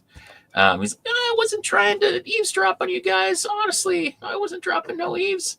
I just, I really like your reindeer. And it seems like you guys were doing work for the mayor. And now it feels like it's just another dead end. And Christmas is my favorite. And I don't get a chance to celebrate when I'm working. And this is my one night off. And I really wanted to make the most of it. And when the portal didn't open, I just didn't know what to do. And so I followed you guys out here. And have you figured out what's going on? Not yet, but you might have unique perspectives because you're usually around here and we're not. Listen, I don't want to I feel a little manipulative asking this, but I don't mean it that way. But it feels like you're kind of right on the verge. So if you could just maybe cry on these flowers just to see if it does anything. Wow, Ferdinand. I can't cry on command, otherwise I'd do it. But who knows? Do you honestly think that these flowers eat someone's tears? I don't think it's a predatory thing. I think it's the magic of Christmas sorrow. I don't know. He's here and he's crying. Why not? Yeah, but that would mean a bunch of people would have to come out here and cry on the flowers on a regular basis. Listen, I feel like we don't know enough to know that crying on the flowers won't work. Are you saying the flowers are dehydrated? Is that what's going on? I'm saying that it feels like a lot of the stuff that's going on around here is connected to the strong emotions that the holidays evoke. And maybe it's not going to be a completely joy-related thing. Maybe, a sense of holiday loss, which is also very powerful, is something. Are you going to salt shaker this kid's tears on the circle, or what's going on? No. Like if you're crying, could you like bend over lightly so the tears drop on the floor? That's all I'm saying. You're already doing it. He just absolutely falls to his knees wailing, and he is just crying. I just wanted to have a good Christmas, and my brother can't make it out because he's been sick, and I just wanted to bring something from the elves to him, and I don't know what to do. Well, that's easy. Can I go up to him and give him a hug? Is it okay if I like? You're like, do you want a hug? Yeah, I really would like a hug. I'll give a hug. I got a treat you can have. I will give him my candy cane that I got. I do like candy. This is for you. It's a present from me to you. And Wilford, your goal is incredibly achievable. Like, I'm an elf. I'm even a Christmas elf. And let's see. You are? Did you come through the portal? Have you fixed it? Well, we haven't fixed it yet, but No, you haven't fixed it yet. But you didn't break him out, kid. You didn't specify Christmas elf through the portal, just that you wanted to give your brother a something. Yeah, but those are the ones that bring the special presents. I have a special present, and I do like a pat. If you give him fertilizer, I'm going to shot put you out of this ring. No, I'm gonna hand him 3 darts. Oh no! Oh, you just gave him weapons. I don't have the matching board, but like, really, you could just draw circles on the wall, and these would still work. Who doesn't like playing darts? My brother, because he's sick. My brother's sick. But I'll take them. Yeah. And the candy cane. This does make me feel a little better, thank you. That's like a bunch of gifts. Some of them from a Christmas elf. Yeah, thank That you. was your whole mission. You did a good job tonight. Can I hug your reindeer? Of course. Oh, good. He goes over and gives Fergus a big hug, and Fergus like kind of puts his kind of nuzzle around him, and then like you see him reach down with his lips and kind of angle them around and try to pull a carrot out of his pocket. Solid. Really, the season here is like I like really was crying, and I was gonna say you sound like you really worked up tears. All of this, this is good. This is cathartic. Christmas adventures are the best adventures because they bring out the emotions in all of us. Strong holiday-related emotions are evoked. The issue doesn't seem to be here, so why don't we head on back to town and see what else we can figure out? Is there anywhere else of relevance on the map that we should check out while we're out here? Map man? There are a lot of trees. Okay. Just want to make sure we don't miss anything. When I'm having troubles and I don't know what to do, I always go to the professor because the professor seems to know a lot about a lot. And I'm just a little kid and I don't know that much. But I could bring you to her. That would be great. You're so helpful. Look at that. You're like winning the night, man. Yeah. And eat the candy cane. I find sugar always helps. I will. Sugar does help. He like kind of takes the bow off and he like kind of holds his hand out like and to kind of have you hold your hand out, and he like ties it around in like a little cute bow on your wrist and says, "Why don't you keep that and then we can be connected." Thank you very much. I appreciate that. Thank you. We could check out the tavern. Last time I was looking for hope, faith, and joy, I found them at a bar. So as you're beginning to kind of walk back through the glade, you see that the snow sprites are, still kind of following along and kind of paying attention to what you're doing.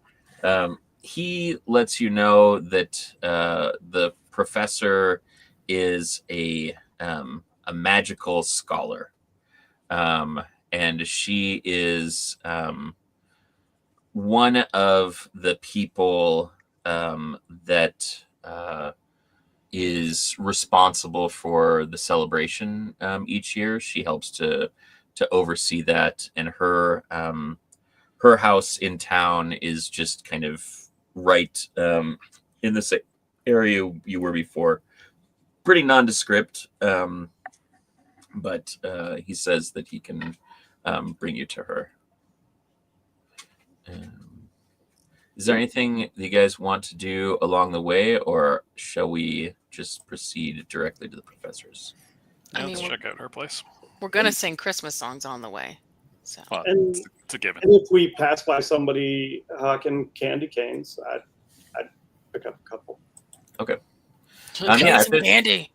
If there's any kind of wares or things like that that you'd like to be looking out for on the way through town, just please let me know. Are there any Cocoa Bee wares? Woof. I'm trying to keep up with Spike and Shaggy. Yeah, it's not going to happen. I can't. It's hard. They're the masters. Impossible. Yep, it is impossible. So yeah, he brings you to the home of Professor Glaciara Frostburn. She has like a very kind of ornate sign on on her house. It looks like it is enchanted to have a kind of gold, kind of sparkling kind of text in the indentation that feels like it's glowing with warmth, as well as kind of colors dancing. When you knock on the door, it slowly opens.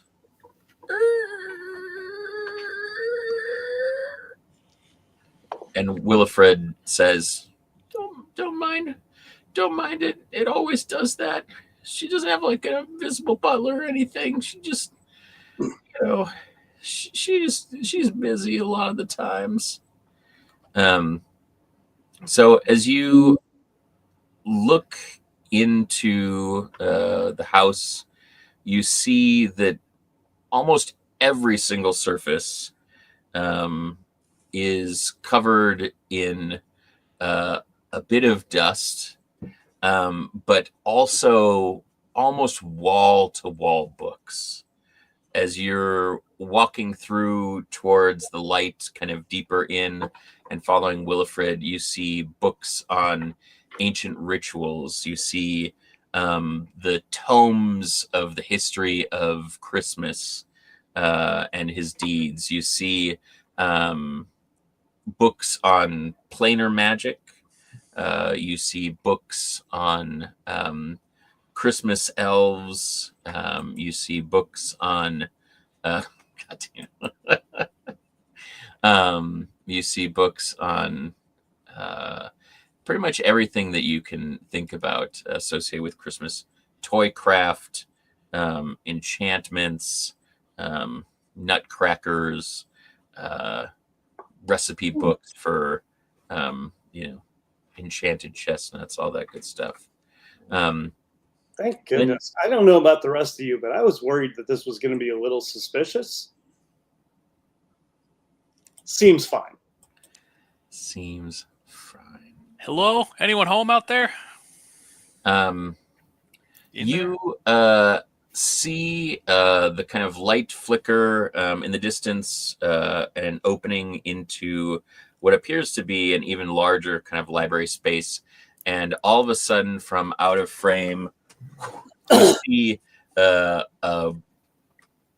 witchy-looking individual, dignified, very kind of stark features, frost-kissed hair, very kind of curly, but like if you've ever had hair that freezes, it kind of has that kind of crisp bobbiness to it. And she says, adventures. Oh my God. Wilfred, who have you brought to me? Mayor Frostbeard mentioned that you've come. The disturbance in the Christmas plain troubles me deeply. I can assist you in opening a new portal, but I'll need things. Yes. Ingredients. Oh, I mean, we can to attune the magic correctly, or else it could go quite wrong. I mean, that's definitely a way to go. Any idea why the existing one isn't working? No.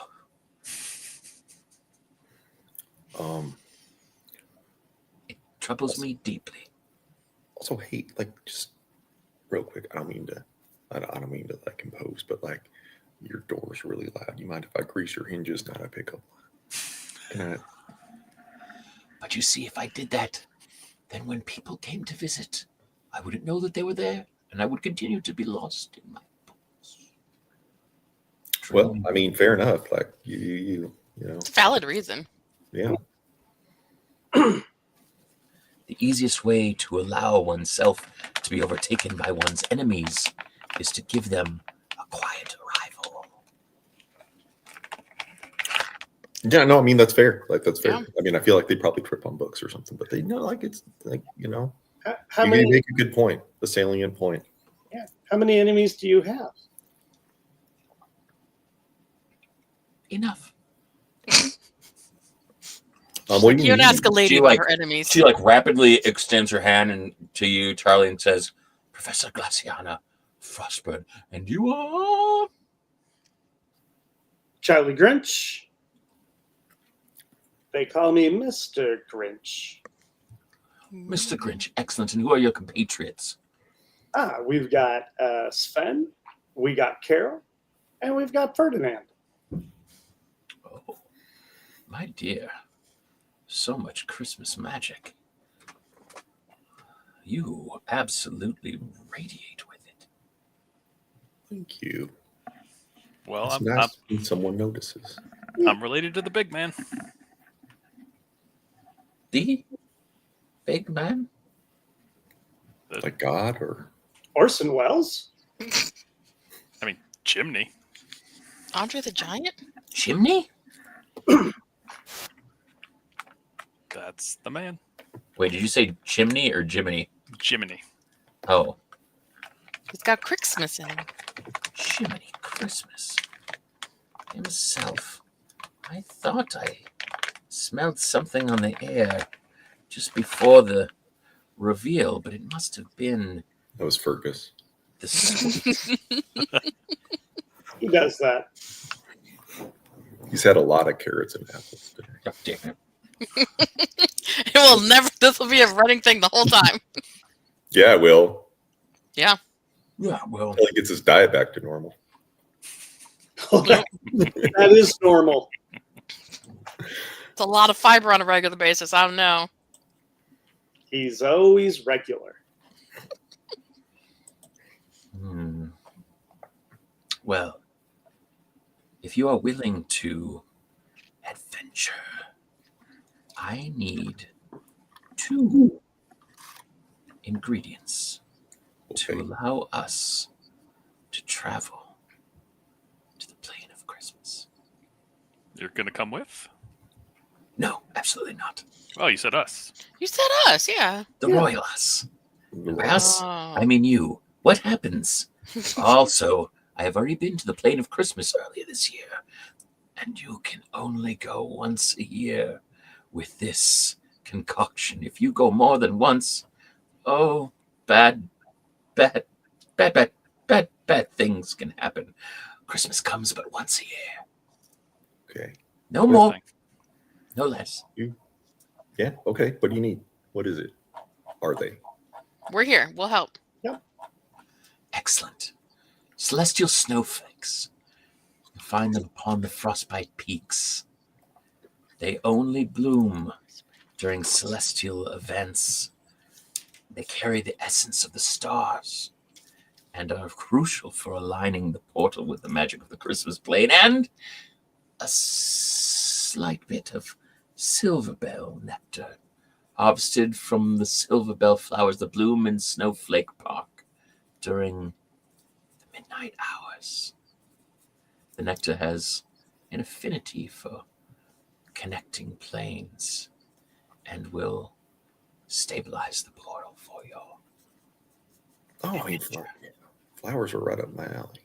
Like we can totally. I've never seen the celestial ones. I'd love to, though. So that's exciting for me personally, on a professional level, I guess also. But yeah, I think we can do that. What time is it? Is it midnight hours yet? It's getting close. Okay. Well, I mean, I could probably grab the flowers. I know you're into it, but flying reindeer, a lot faster than walking. well, you can do whatever you want, man. Split the party. Oh no. This is stuff the DM dreams are made of. I was gonna say everything a DM wants. I mean, you can if you want, but like, y'all go. Like the park's right here, Yeah. so you can go. Maybe you want to go over to the park real quick. Nip on over there. I got to go. I was going to go buy Wilfred here a little cider to replenish his electrolytes after all the crying. So, It's awfully nice of you. yeah, thanks. I feel kind of bad Earl Making him cry. making him cry in a specific area. He was already. All right. How do we want to proceed? The celestial snowflakes are up on the frostbite peaks. That's going to be a bit of a challenge. There's a lot of hiking to be done to get there. Similar to some of the other spaces that you've seen so far, these kind of points of Christmas magic tend to be gathered in a series of glades. The silverbell nectar, silverbell flowers, they bloom at midnight in Snowflake Park. That will be less challenging in a timely fashion, but she does warn you to be careful while harvesting. Wait, I'm sorry. I thought we needed both. You do. We do. Oh, okay. Gotcha. Okay. Well, why don't we go? They're just in different places, and I was just trying to, kind Gotcha. of parse out the difference between the two. All right. Well, let's go. Get Wilfred here is better. We'll go over to the park, carefully harvest, and you can go to the peaks, right? If we were to fly to the peaks, how long would that take? How fast can your sweet boy fly? Fergus moves 60 feet. And I can do the same. I can't fly, but I do have a spell that I call "I'll be home from Christmas," which is Dimension Door. I can help you out with that. So we could. I mean, I can only do it. Well, I can do it a couple of Simon, times. Are you suggesting that we ambiguously do this thing? I mean, No. I'm a sorcerer. Yeah. I have the flight spell. Yeah. So I can use twin spell. Gotcha. You could also, I mean, you could Peter Pan her, is what you're saying. Oh, Yes. yeah. But Fergus can take 2. Oh, you're gonna have to Peter Pan Ferdinand. I feel like Fergus can take 2 of you. Yeah. But not even one of me. Right. Yeah. I mean, we could also Dimension Door, but Dimension Door requires some But we could. foresight of the place, right? Or a Well, so yeah, if we can see the peak, we can literally go from like, oh, I want to go to that spot, but it's only like 500 feet every time. Okay. So depending Okay. on how tall it you is, have to get there first. Okay. yeah. You can't just. I believe you can't just go straight into nowhere you haven't seen. Yeah. So Fergus and I could carry one person. Not within range. And then Okay. like 2 people use flight. Sure. Absolutely. It's a good Yeah. plan. Okay. So yeah, you can absolutely fly and or Peter Pan yourself there. It's going to take a little bit And I would say that it is brutally cold when you get to the frostbite peaks.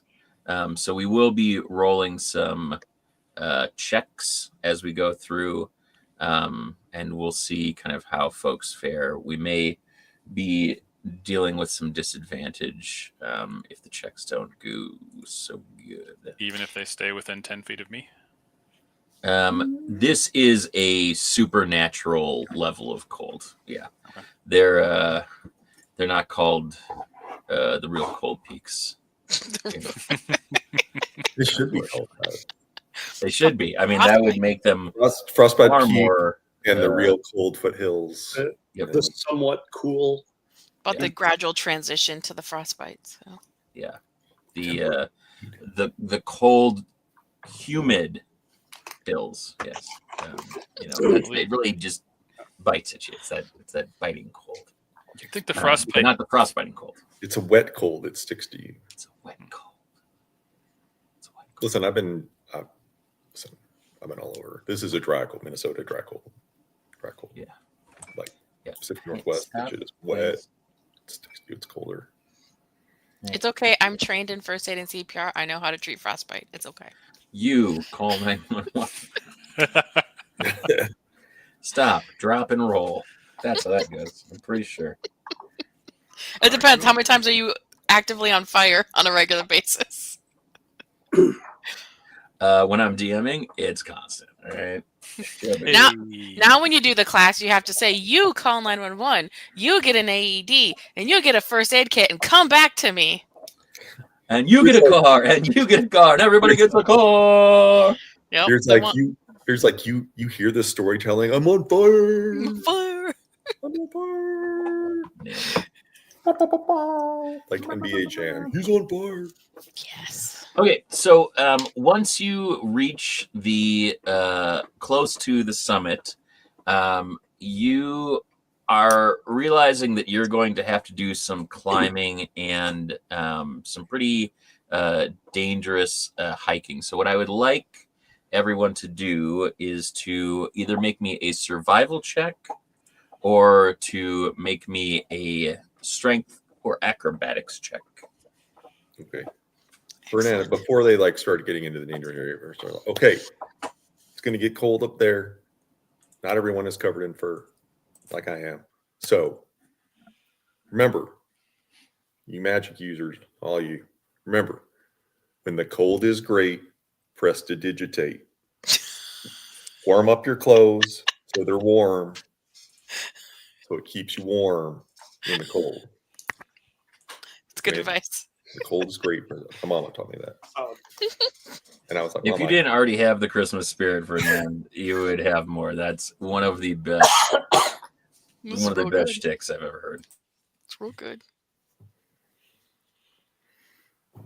Oh, acrobatics. Okay. Or wait, strength or acrobatics? Or Strength, survival. Acrobatics or survival. Okay. Looking for a 15. Can it be athletics? Athletics, acrobatics, or survival. Great. I crit. Yeah, I got a crit. This is good dice I have going. How did you? Like good crit, bad crit. Big good crit. I rolled 20. I rolled a crit. It was a 1. Oh no. Ben? We're covering our bases. I'm so the nice thing frozen to the ground. The nice thing about these sorcery points is I can use them to re-roll ability checks. Okay. Charlie, how about you? 17. 22. Okay. 20 what, Ferdinand? 6. Okay. 26. I rolled a 19. Okay. Plus 7. Was that after fail, or was that fail a joke? Wait, what?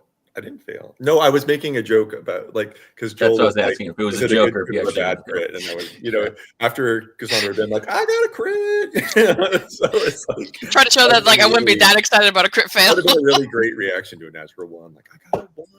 All right. It goes into the ground. I'm dead.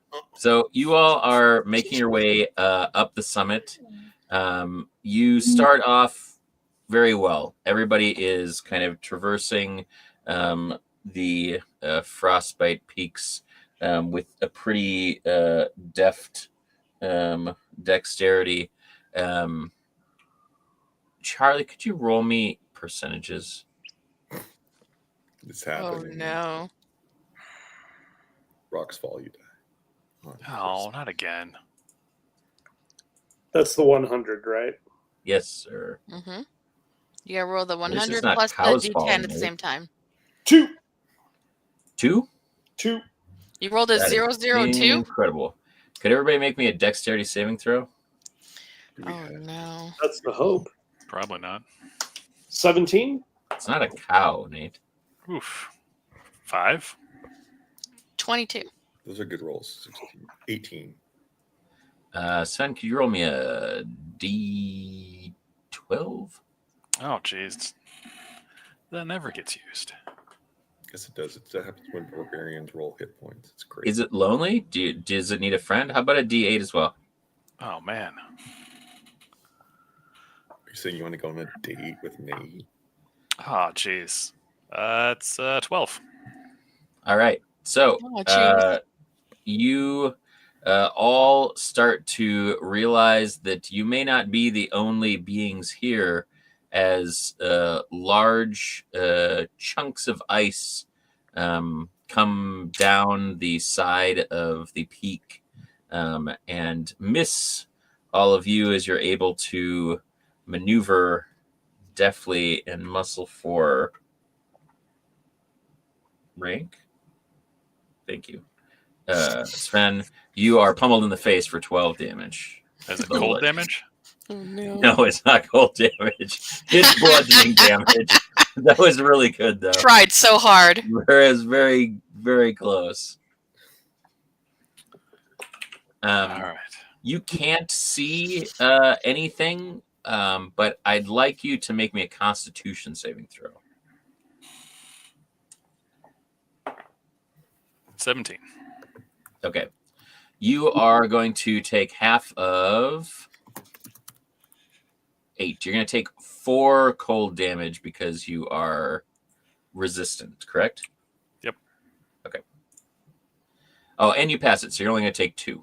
Okay. Not half of 2, but 2. All right.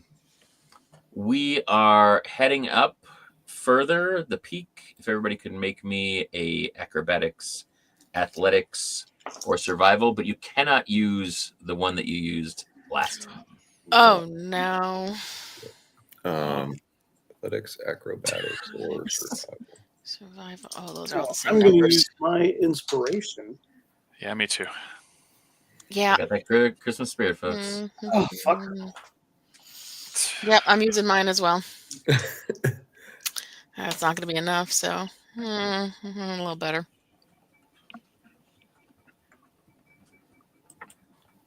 Where are we? We're on the mountain going up. Everything's fine, James. Everything's fine. Charlie, what'd you get? The first time I rolled a 5, but inspiration, I re-rolled and I got a 6. Excellent. Would you like to see incremental change? Carol, how about you? Better is better. I got 14. Okay, Ferdinand 17. and Sven. Similar to Charlie, I rolled a 4 the first time. Yeah. Used inspiration. Got a 5. Excellent. Okay. We're doing great. We're doing great, everybody guys. can make me a dexterity saving throw, except for Ferdinand, who is dialed in. Okay, powering up the mountain. 24 for the saving throw. Okay. 16. 7. All right. Carol wait. and Sven. More ice is hurtled down. I'd like you all to roll me a D12 and a D10. God damn it. 15. I rolled a 1 on a 12, which I was very excited about, but then I rolled a 10 on the 10, so I got 11. All right. Damage all around. You can have it because of Sven's ability. Would you like half of 11 roll up or round up or round down? Round up. Round up. It's Christmas. It's Christmas. Take more damage. Generous. Oh. Take more damage. Everyone take damage. You get damage, and you get damage. Everybody gets a damage, and you call 911. Can Ferdinand see how high up this ice is coming from? Like, why don't you make me a perception check at disadvantage? Disadvantage. Yes. 11. You can see that there is a plateau about another 40 feet up. You can't tell whether it's coming from that or not, but you imagine that you could probably get a good look at what's going on by getting up the remainder of this face. Hey, Ferdinand, you want to get up there real quick? Yes. Are you considered a regular size creature, or are you considered a large creature? Okay, so technically he is the same size as me, even though I'm short. Okay. But, yes. So because I could take you to Dimension Door, I can take one person. Mm-hmm. One person, same size. Mm-hmm. So we could Dimension Door up there, and then those two can fly. I mean, that sounds like a great idea. Yeah. Okay. Let's do it. All right. So you Dimension Door up, and when you get up there, I'd like you to roll me initiative. Oh, sorry. It's Dimension Door, but I call it I'll Be Home for Christmas. I like it. Because I will be there to get in your face. Ooh. Ooh. Oh, God, that's Yeah, not boy. great. Boy. Well, if I'm going to blow a roll, I might as well blow it on initiative. I think I have. I do. Okay. All right. If everybody could let me know, starting with Carol, what your initiative is. 10.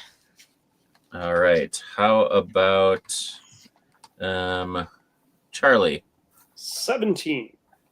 17 for Charlie. How about Sven? 16. 16 for Sven. Ferdinand? 18. 18 for Ferdinand. And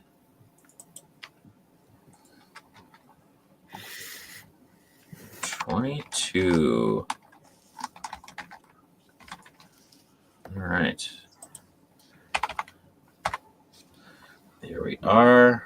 Let's put this on. Well, we're doing it. Okay. Also, if you like what we're doing, look at that thing up there. Ooh, it's a QR code. Guess what's going on? Donate to the known world. Are we gonna do? Are we gonna? It's this way. Are we gonna ET Nate? Where are you? That way. Oh no. There. Yeah. On the other side, Nate. Am I mirrored? I don't know. Joel, whenever Joel points, it's opposite of what it needs to be, so I think he's mirrored on mine. Yeah, I have no idea. Anyway, I like it that way. We're like halfway through this Christmas tale, and it is super fun. So thank you to everybody who's been watching. Thanks to everybody who's been tuning in and donating. I just want to do a quick check to see where we're at on our team page. We are at over $9,000. Yeah, baby. What? Wow. We are less than 1,000 to the halfway point. So thank you. We're doing great. We're having fun. We got a big old round of awesome stuff happening the rest of the night. Spook Troop 10, midnight. Sea of Thieves with Warrior. He's down here somewhere, right there. Yep, got him. And then more fun all day tomorrow. But first, our hosts. They have things to do and say. When you pop out of the Dimension Door, Warrior and Cassandra, you are met with an incredible amount of cold. If you could make... oh, no. Sorry. You do not have to do that yet.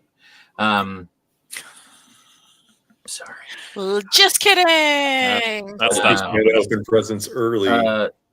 A 19 to hit and a 16 to hit, Ferdinand.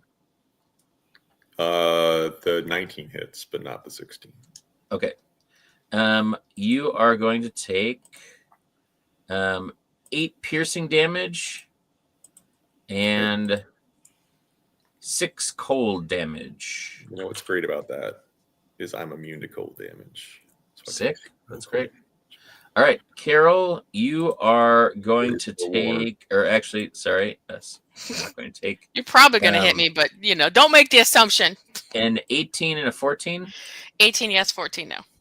Okay, the 18 is going to do 14 slashing damage. Oh, that's painful.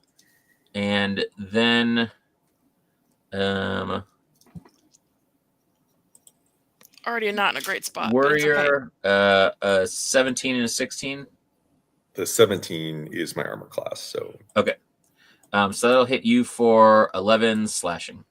That's so much slashing, and I'm not raging. Then it is your turn, Ferdinand. Oh, cool, sweet. Ferdinand's like, wow, hey, hello, hi. We're being very rude. We're trying to accomplish an important holiday mission, and you're really kind of fucking it up for us. Sorry for the language, but it's kind of pissing me off.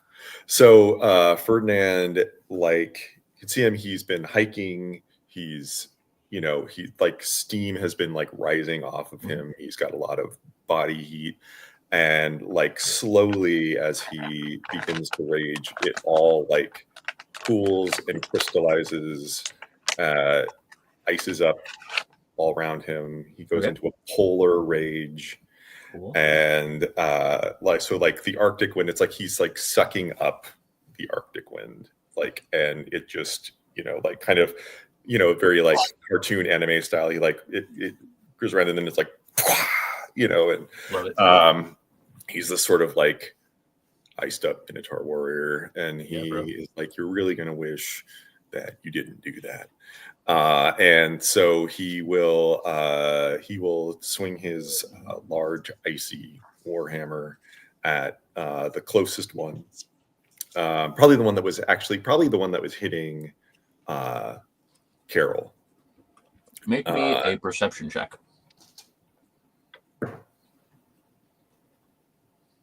$11. What's that? 11. This is a moment where you realize you want the person in the other room to see if there's any Mountain Dew because you're swinging at the darkness. You do not see what attacked you. The wind is blowing and whipping around, and despite drawing this cold into you, the presence of these hosts are undetectable to you in the current moment. So you are welcome to attack. But your first attack, depending on how it goes, will determine whether you actually hit something or not. Sure, that's fair. I'm just double checking all of my abilities. It's a rage.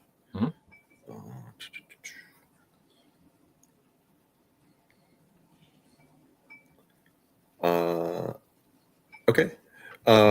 Yeah, I think Ferdinand, being recently incensed, he hasn't gotten his senses back just yet, and not being able to see what's in front of him, he's gonna recklessly attack.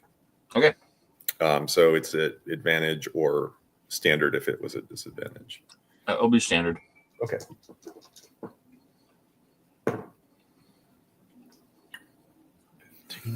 Plus, that's 22 to hit. Okay. Yep, it hits. Great. Yeah. So this wind coalesces around this warhammer. He swings out, smashes into whatever, and he does a lot of damage. Just one sec. That's Please don't let it be Carol. Please don't let it be Carol. Okay. That's 5 plus. And with Polar Rage, his rage damage is doubled. So he does 6 plus 14 bludgeoning damage. Okay. With his first hit. You see this, and you see a spray of blue liquid paint the kind of snow on top of this mountain, and you suddenly become aware of a presence that is over twice as tall as a typical human and 3 times as wide. It has claws and fangs like daggers and large kind of ram's horns that are kind of sharpened on each side. Imagine the Wampa from Empire Strikes Back. If you can make me a nature check, I can tell you whether you recognize what this is or not.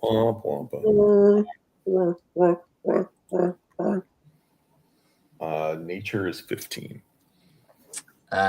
You recognize this as a Yeti. Yeti. So he's like, says to Carol, he's like, hey, actually, while I'm talking to Carol, I need the Yeti to make me a strength saving throw, please. Okay. Wait, is it strength? Yes. Don't know. Carol, good news. I hit this thing, and there's some juice flowing, so it'll be easier to find it. Bad news is it's a Yeti, an abominable snowman, snow person. Okay. It's big and it hurts. So just FYI, it's large. Yeah. So you might want to find cover, get some distance away. Bigger than Charlie even. Oh no. Bigger than Charlie, that's terrible. What'd you get on that strength save? I got a abominable 10.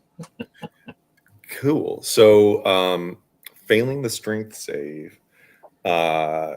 So what happens is he hits, and the Yeti's like or whatever, and like as he hits, these like icy tendrils form out of this swirling Arctic wind and restrain the Yeti.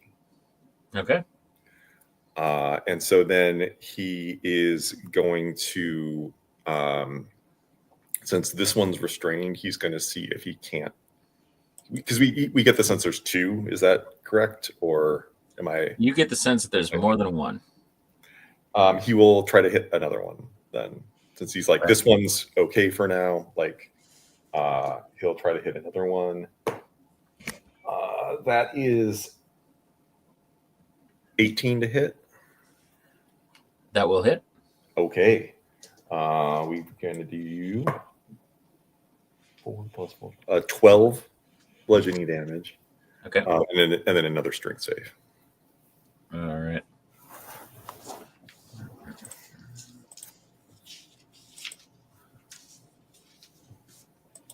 That is 21. That'll do it. The DC is 15. So okay. That one's just angry. Okay. Fernand is going to do that thing where you like maneuver around it. So he's on like the so to make sure that he is now that he knows where it is, he wants to make sure he's interposed between Carol and this Yeti. So he'll shift around as is needed to do that. Fair. Can they see that the other one is restrained or not? The one that is restrained, they can see. The one that you hit, but is not restrained, they cannot see. He'll just be like, stay away from me. But I think the other one's going to be real easy for you. And that'll be his turn. Okay. All right. Next, Charlie. And Nate and I are still down further on the hill, right? You are still down further on the hill. You guys probably don't even know what's going on. And you said it's about 150? And Say that again? You said the distance is about 150 to where they It's are? about 40 feet up. So vertical 40 feet. Okay.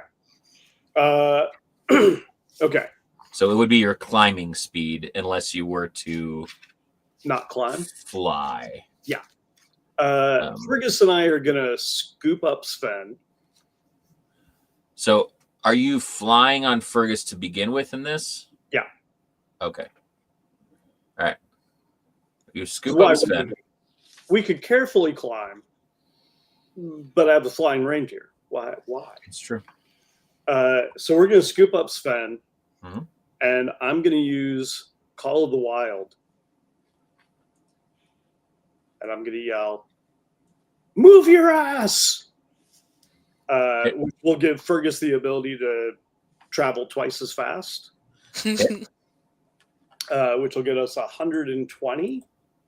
All right. So you come rocketing up over the edge of this, and you see there is a restrained giant beast or large beast, and you see that between it and Carol stands Ferdinand with his warhammer stained with blue.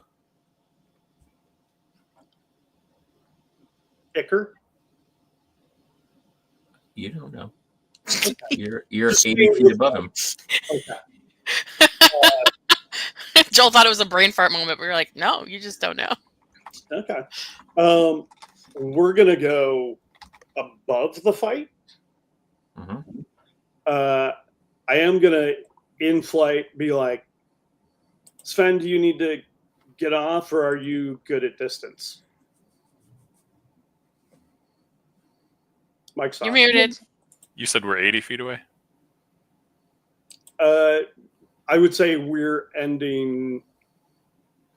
You come up, when you say move your ass, So you are coming over and up the crest, and you are like 80 feet above this scene. Yeah. Yeah, I mean, 80 feet's problematic.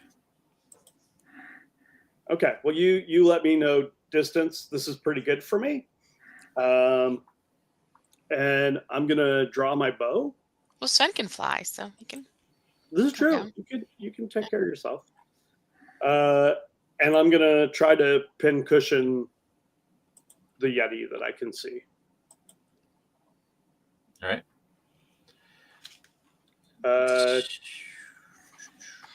Roll away.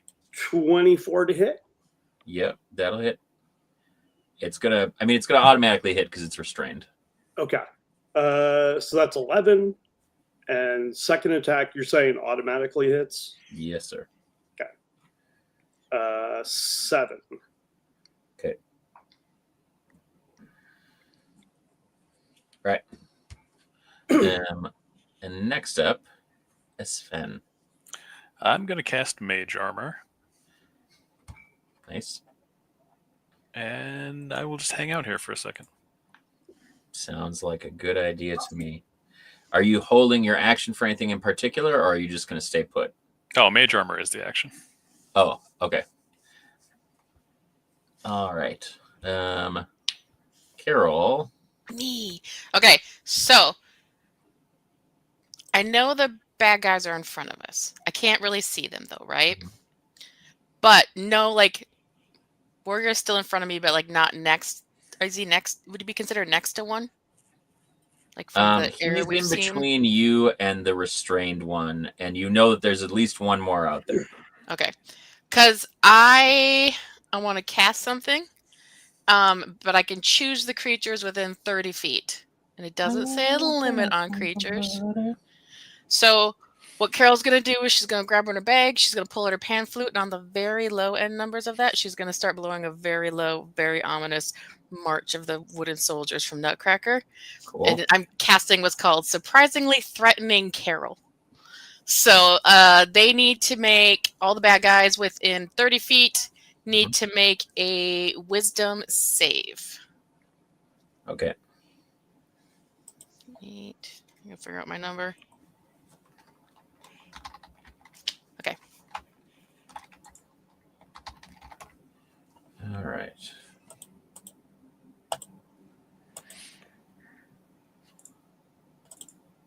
You said wisdom? Wisdom, yep. All right. Wisdom is...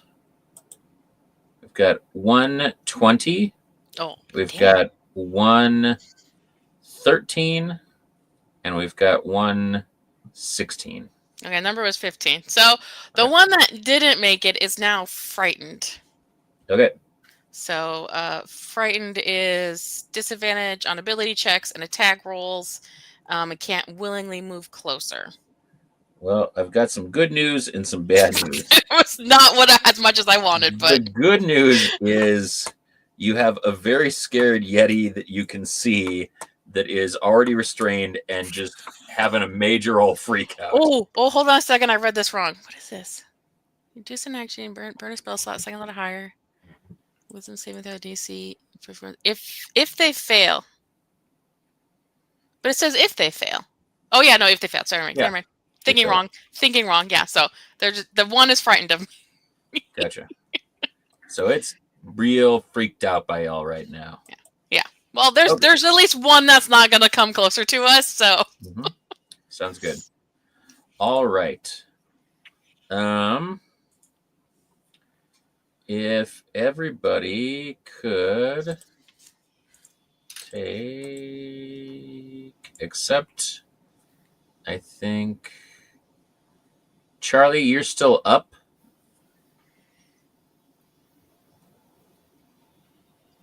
Yep.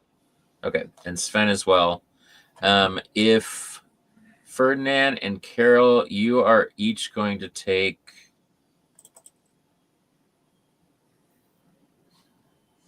14 cold damage. And I know that Ferdinand is immune. I am not. This is going to be a problem eventually here. And then the restrained one is, I'm going to say, staying restrained due to the fact that it has disadvantage and is also freaked out, man. Yeah, I mean, the mechanic is that it can use its action to try to beat a DC 15 strength save. That's how the mechanic of the tendrils work. Anything else is, but just so you're aware. Sure. Well, I'll do that disadvantage. He's just losing his mind. I rolled a natural 1 on disadvantage. So. Okay, and then let's see here.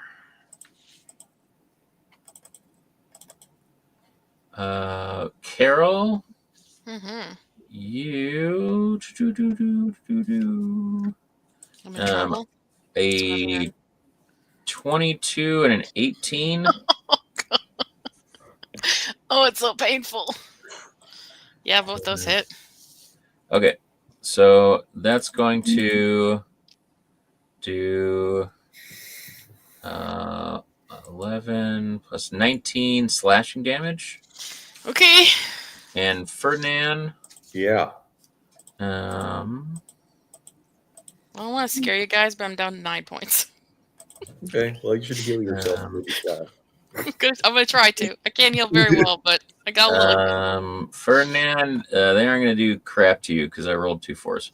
Yeah, that's what we like to hear. Let me see if I have any healing. I don't think I do.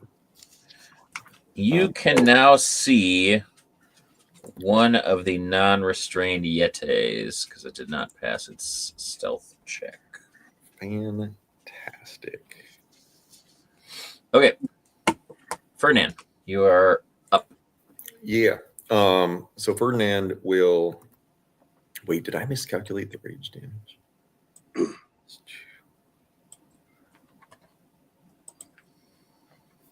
Okay. Sorry. So Ferdinand will be like, Carol, get out of here. Look like shit. No offense. Like, you look great. Very Christmassy. Look. But woof. You know, Yeah, like woof. you're getting wrecked.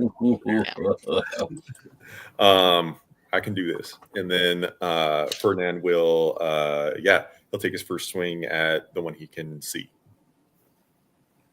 That is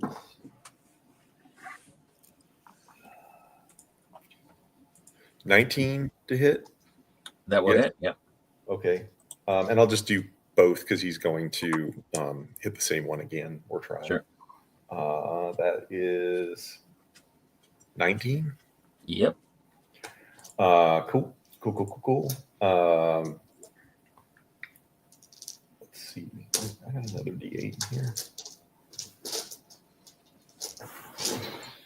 Do I? Yeah. Hey, those are both good. So that is 14 twice, 28 total bludgeoning damage. All right. And then I need 2 strength saving throws because it's 2 attacks. So. Gotcha.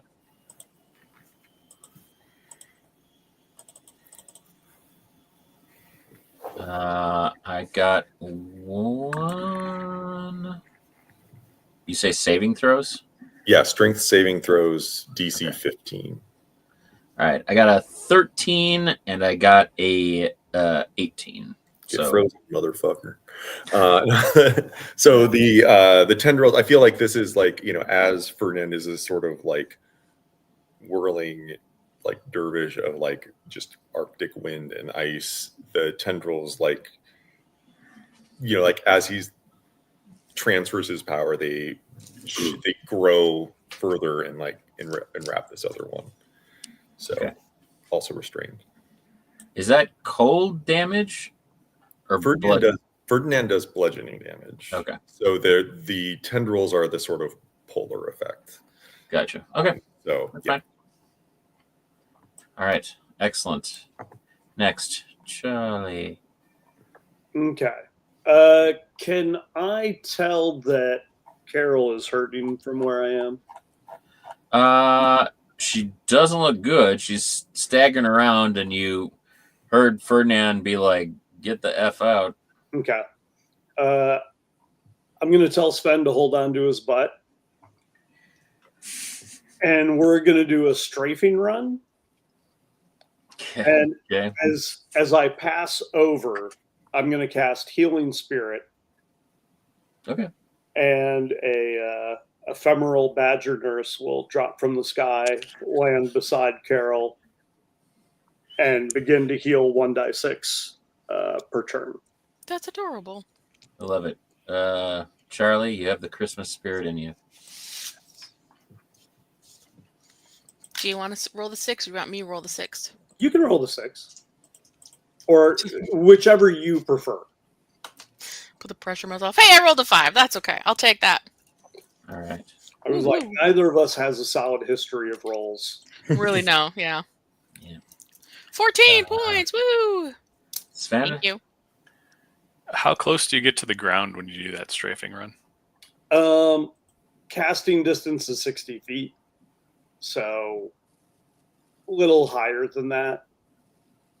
How much higher than that? 10 feet or so. I mean, we're going pretty zippy. Excellent. So, there's a margin of plus or minus 20, I would guess. Perfect. Sven, what are you up to? I would like to cast create bonfire on one of those stupid Yetis, but I don't think we're close enough. It's 60 feet. Probably not. I would say you could try, certainly, especially with them being restrained. Yeah. All right. Well, let's do it. Okay. Which one are you trying to cast it on? The one that is very injured or the one that's frightened? The very injured one. Okay. So that needs a dex save. Poor Yeti. Poor Yeti. It's like Willifred in the Glade all over again. Yikes. Did you say dexterity save? Yeah. Okay. If he's restrained, is that disadvantage? Yeah, I rolled an 8, so 9. All right. So that's 2d8. If I get the d8s, there we go. 7. It's 11 fire damage. Okay.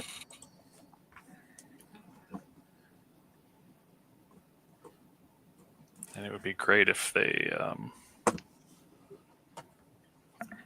had whatever the opposite of resistance is that I can't think of.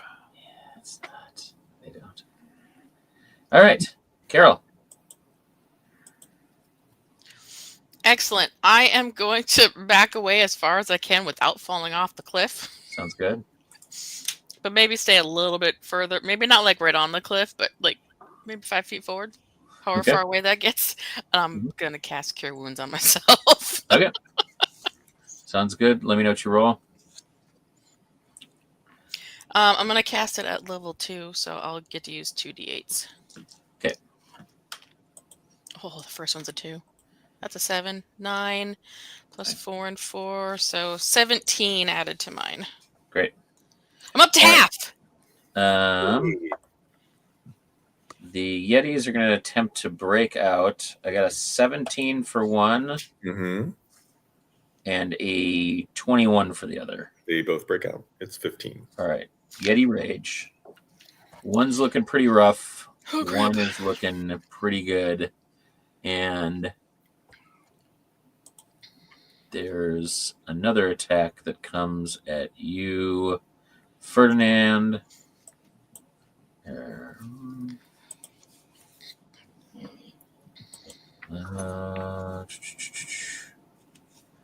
15 and a 15.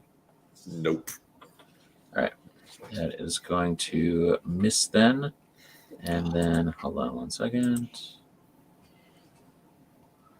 And a third Yeti is revealed after attacking you and missing and rolling like absolute butts on my stealth saving throw. So, Ferdinand, you are up. Did that one? What? Who? Did that one Yeti stay in the bonfire? I don't know what happens with bonfire. I mean, I assume he broke. Go ahead. Yeah, I mean, it creates a bonfire in his space. Okay. So if he doesn't move, he'll take damage. I would assume that he's moving out of that space after becoming unrestrained. That's all he can do. He can't do another action. He could just move. So okay. I'm going to say he would move away from the bonfire that is cooking him. Yes. Okay. Okay. Thank you. And then Warrior, you feel the nip of cold, but you are resistant or immune. So just kidding. All right. Now Ferdinand. Ferdinand is continue just sort of pushing forward, this sort of blizzard around him intensifying, and he's gonna go for the one that's really hurt, the one that looks bad. I'll roll.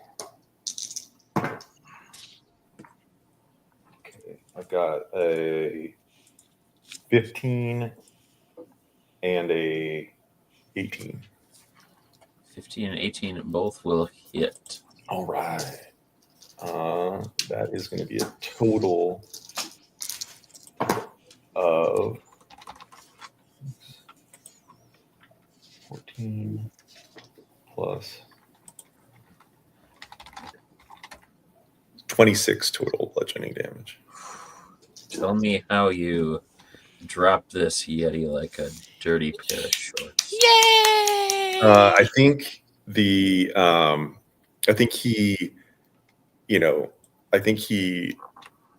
that last blow takes out the knee, and the Yeti falls over onto the now spiky tendril bits. And Vernon's like, "Oh, geez, sorry. That was a lot. That was gross. Sorry." And then he'll move How close are the other Yeti to him? Are they both within melee, or where are they? Yeah, I'd say that you could get within both of them. No. I'm sorry. Because he may like I'm done with actions. Oh, okay. But I'm thinking of like if I like move, is disengaging. this going to be like an opportunity attack situation or Uh, the vibe? You were kind of in the thick of things. I think only that one was probably within 5 feet, though. Okay. Because the other one moved away, and the other one had tried to attack you but failed. Okay. Then Ferdinand is going to sort of move. Wait, where? Sorry, Feature of the Mind is so hard. Where's Carol? I step behind you as far She's back moved as I back. go. Okay, cool. So she's moved back at least 30 feet. Okay, Ferdinand will still be. He still wants to be interposed a bit, but he wants to move maybe further away from the like cliff wall, right? So he's like not near the edge of the cliff, but yeah, then he'll be good. But still, he wants to be the focus. He's tanking. Goddamn shaking. I'm gonna be right back. Christmas spirit is strong with him. Okay. Excellent. How about Charlie? Okay. The spiritual badger nurse waddles after Carol and heals another 1d6. All right. Yay. Thank you. We're 2 turns in, so there are 8 more because it's a 1 minute, which is like 10 turns, right? Yep. Okay. Oh, that's amazing. So it's just going to camp and keep doing that. Thank you. I'm going to shoot. Can I see both Yetis? Or is one still kind of obscure? You can see both. They are probably about 30 feet apart from one another right now. Okay. Because they were kind of doing a hit and run, and the one Yeti kind of walked away from being tied up. That was the one that was frightened originally. And the one that missed Warrior, that's how he was allowed to see him. But they were kind of doing kind of strafing runs in the same way that you were doing, and then trying to kind of use stealth to do that. So okay. So there's one that's hurt and one that's not. Or one that I have seen was engaged with Ferdinand, and one that I have not seen engage with anybody just yet. Yeah. Okay. I'm going to shoot arrows at the one that was engaged with Ferdinand. Okay. 11? No, sir. And that means the 10 is also going to miss. Also correct. Okay. It's okay. I'm on a flying reindeer, moving targets. Yep. Understand. All right, Sven. Charlie, are we within 60 feet of them? We would not be. All right. Well, then I will wait for Charlie's next strafing run if there's going to be one, and cast Create Bonfire if that's the case. And I'll say, hey, tell me to fly lower. Yep, that's where I was going next. Charlie, could we get a little closer to those folks? I can't quite get them. Oh yeah, totally. All right, the communication has come through. We'll see how it plays out. Carol.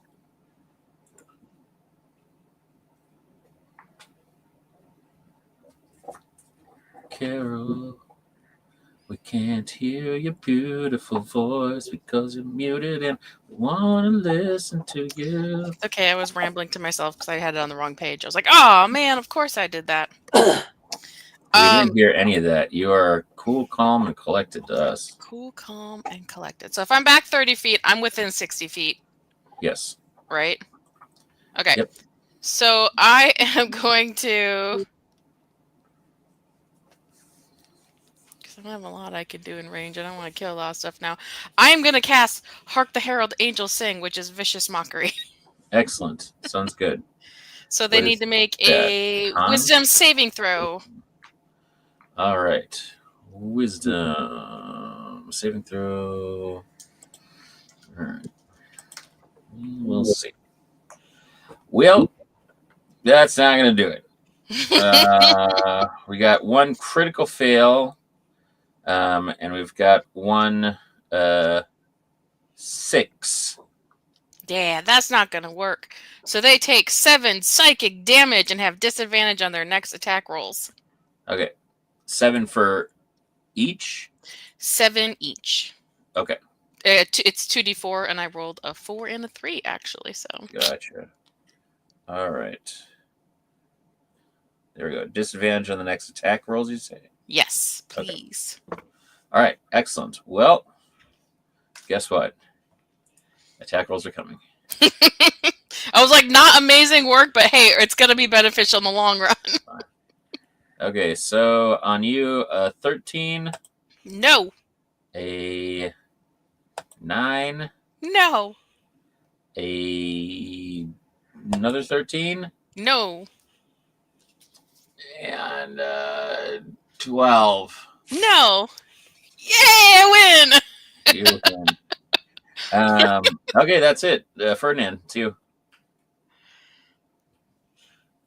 Love you, Ferdinand. Please see. Okay.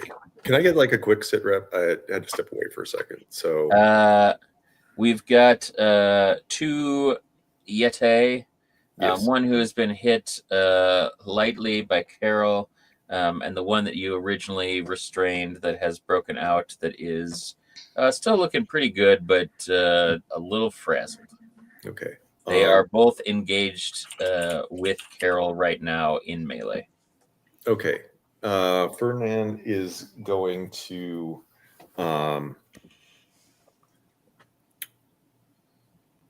yeah. With his first attack action, he is going to he's going to move over to there. So this sort of howling icy wind blusters over, and Carol, you should let me shove you backwards away from the Yeti. So he's like getting you out of the way. You're trying to ask me to trust fall? There's no damage, but like I can shove you. But I'm like 5 feet away from the edge of the cliff. Oh, is that directionally? Yeah. Oh, okay. Well, then I don't do that.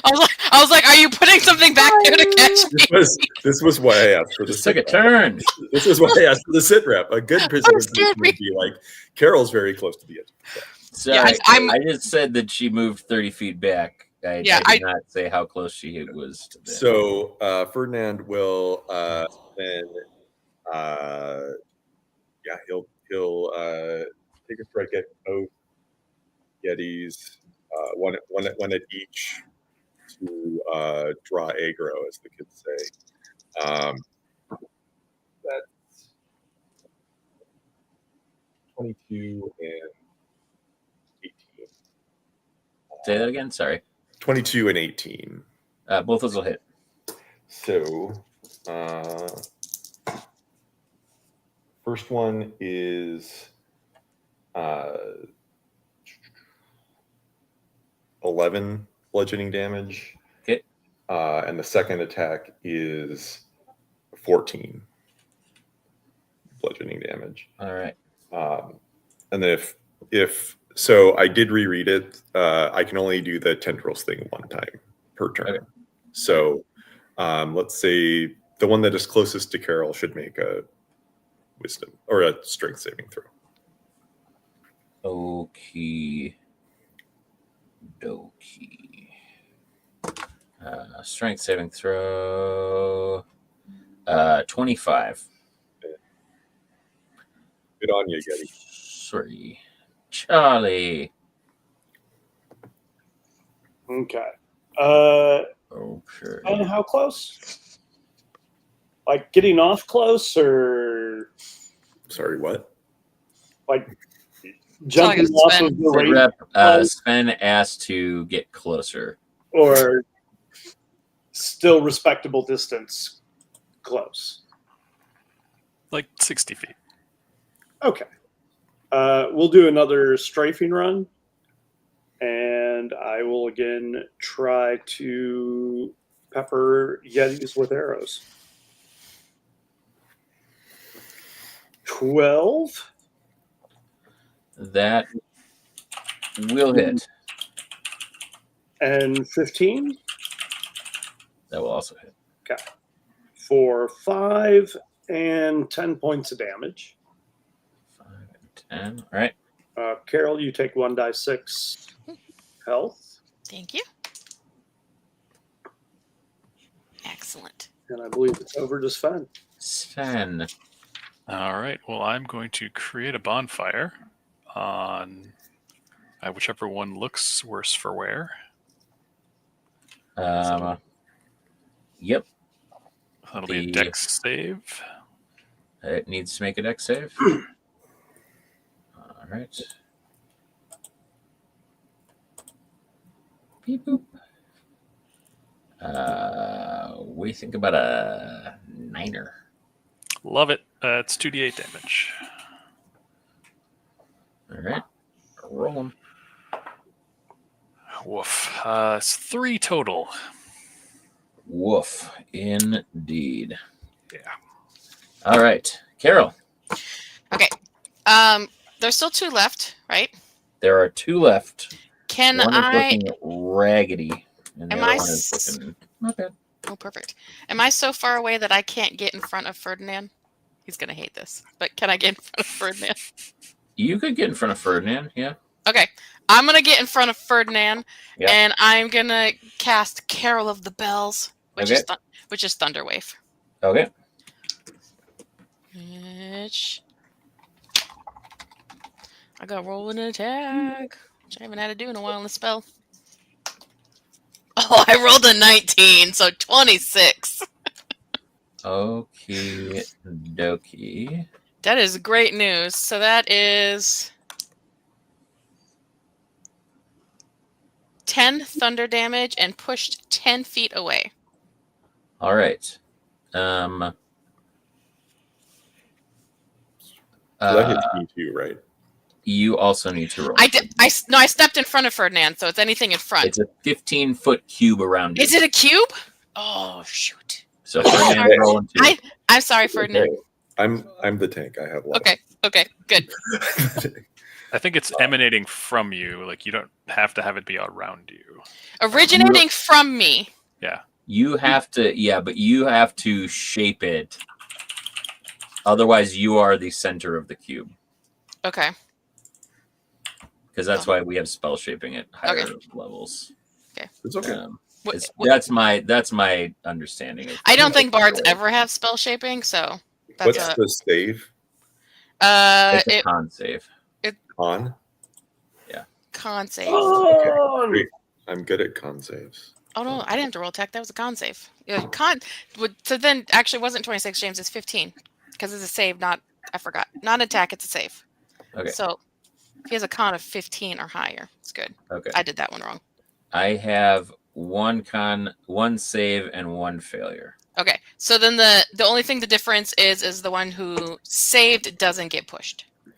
Still takes the damage, doesn't get pushed. And what was the damage? 10. Okay. Right? 10. So Ferdinand saved. I got a 17. Thanks, plus 6 con saves. And so I don't move, but I take 10. Yep, 10 thunder damage. Okay, cool. I will do that. One Yeti gets blown off the edge. It was the raggedy looking one. And there's one now a little bit more raggedy looking Yeti. There's howling. And this Yeti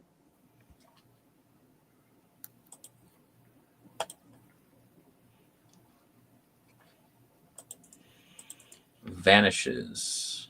Oh no. Well, Ferdinand? yeah. So this, sort of freezing maelstrom like ripples a bit as the thunder wave hits, and but swings around at the remaining Yeti. Yep. I'm going to make these reckless attacks. Okay. So it's a 22. Mhm. Oh, that's so close. I rolled a 19. So like 26. So let's, Neither will hit. neither hit? 26? Is that what it was? Recklessly lash out into the darkness. Ooh. And you do not hit anything. 26 doesn't hit. Wow. Maybe he disappeared away from the area. That's why he doesn't hit. Maybe. I attack Maybe. the darkness. Oh yeah, so he's just nothing.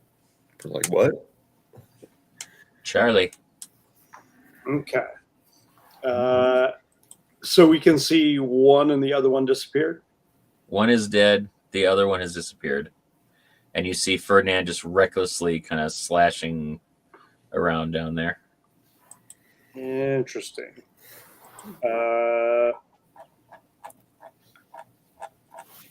First order of business is the ephemeral badger nurse is going to waddle to catch up.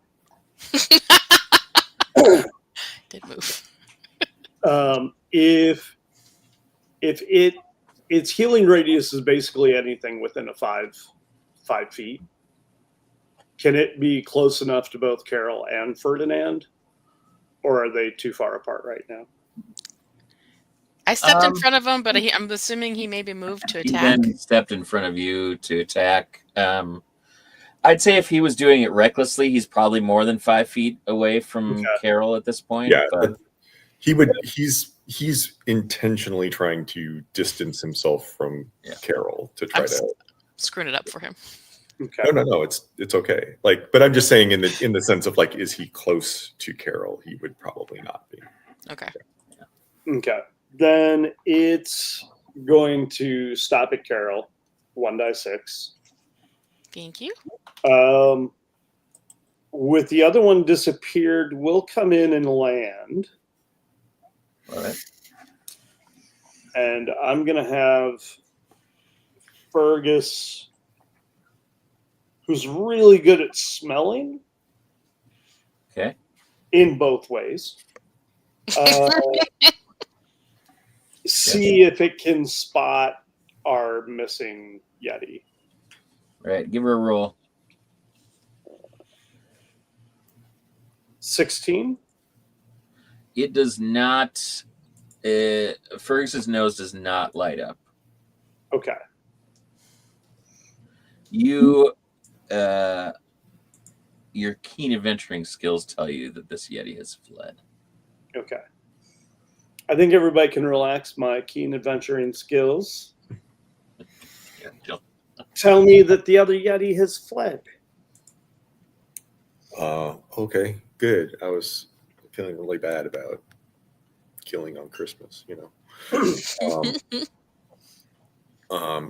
Sorry, and like to refresh my memory, was it Tasty Boys when we fought some Yetis and then we had an internal fight about whether or not to kill the Yeti children?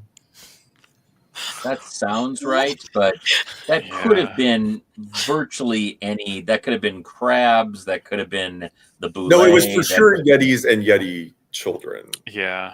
I feel like it was, and I know that Oren was there because that's where the fight. That's where it started. He was the one who was like, "We got to kill these babies." I don't think it was Yetis. I think that those were dragon. I believe that there were several times where we had to persuade Oren not to kill children. Yeah, because that was when we were playing. That was when we were playing at Fantasy Flight. Yep. Yeah, because it was Elijah. And we were trying to take dragon teeth. Yeah. There was absolutely one with dragons. Yep. Because it was one of the weeks that I filled in. Merry Christmas, by the way. And I wanted to keep one, and Nate murdered it. Nate. It was a black dragon, and Nate was like, nope. Black dragons are not good. That was lore intensive with the black dragon too, though. So it was a very lore intensive. It was not. It was not boon intensive as in I'm gonna kill that. It was character motivated. That's true. You're right. Still, I was going to have a baby dragon. Yep, we were going to have a baby was dragon. Was Cletos around? No, for Cletos, that though. Cletos was the one who he lost his arm. Cletos lost his arm, but no one knew that because Cletos disappeared with the black dragon. Right, you were on the astral plane or wherever. Yeah, he plane shifted it. So much lore. Then he lost his arm, and then he was in the air for a long time. Meanwhile, Cassandra's like, it grew back. Because, no, this is great. These are things I didn't know what happened, and my brain's just going, holy crap. So much. Because Lust, the dragon that Cletos had thrown off an airship, but managed to survive, had a change of heart, thankfully. Oh my gosh.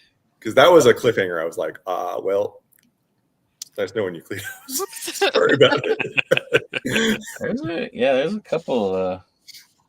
Yeah. Anyway. All right. So the wind is still whipping around, but you see that there's only one more small peak to get to the kind of peaks of the frostbite ridge here. So if anybody would like to either, if you're going to fly, you could make a roll straight up. If you're going to climb, you can do that at disadvantage. Okay, I'll climb. I'll fly. Okay. I have to climb. I can't fly. All right, and not everybody has to go. And I can haul one person. Cletos really wants to see these flowers, but he's pretty. Okay. That's kind of why he's here. So right, fair enough. It's a 15 for Cletos. All right. Not Cletos. Different Minotaur who sounds similar, but more Ferdinand. But deeper. Ferdinand. Yeah. I miss you. They are a bit alike in spirit, but have a similar vibe, but also in shape. So what was everybody's roll? Sorry, 15 for Ferdinand. Yeah. 15. All right. Just a straight D20. It doesn't matter. I rolled a 4. A 4. I got 22. We're climbing. All right. So Sven, why don't you Sven, aren't you sitting on Fergus still? No, I was gonna fly, but it didn't matter. But you were sitting on Fergus, so why don't you just ride? Yeah, if you didn't get off Fergus, you're just with us. All right. He still needs to roll, and he still rolled a 4. Just roll to not fall off the. Roll to stay on. It's rough sledding up there. So Charlie, Carol, Ferdinand, you reach the peak, and you see that there is a similar circle of ancient evergreens, and a small clearing in the middle where the extreme din of the whipping winds and kind of howling weather becomes still.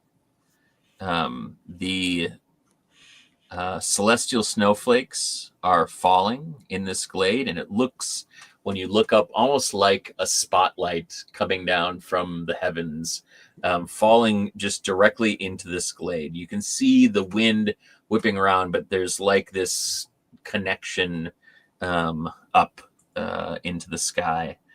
They sparkle with a starlight glow, and you can harvest the ones that you will need for these ingredients. Yes. Ooh. We Okay. do it. Sven? Yep. Why don't you roll me 3d6? Because you fell off the reindeer. Falling off the reindeer. If I fell off the reindeer, can I just cast fly? Can you cast flight as a reaction? No. Well, then I'd love for you to roll me 3d6. That was a very reasonable DM request. And he's like falling, and he's like, counterspell?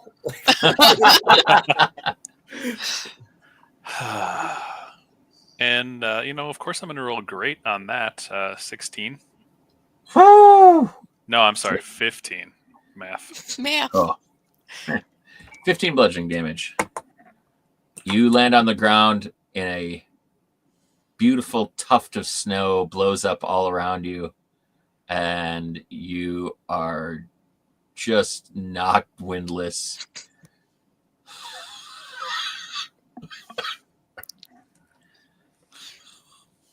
You see Charlie and Ferdinand and Carol coming back down. They're like at the top, and Ferdinand's like, "Oh man, this is so beautiful, Sven. You got to see this." Yep, he's just down there making snow angel. Maybe the was it a weasel? The badger nurse. Badger. I mean, he did fall where the badger nurse is.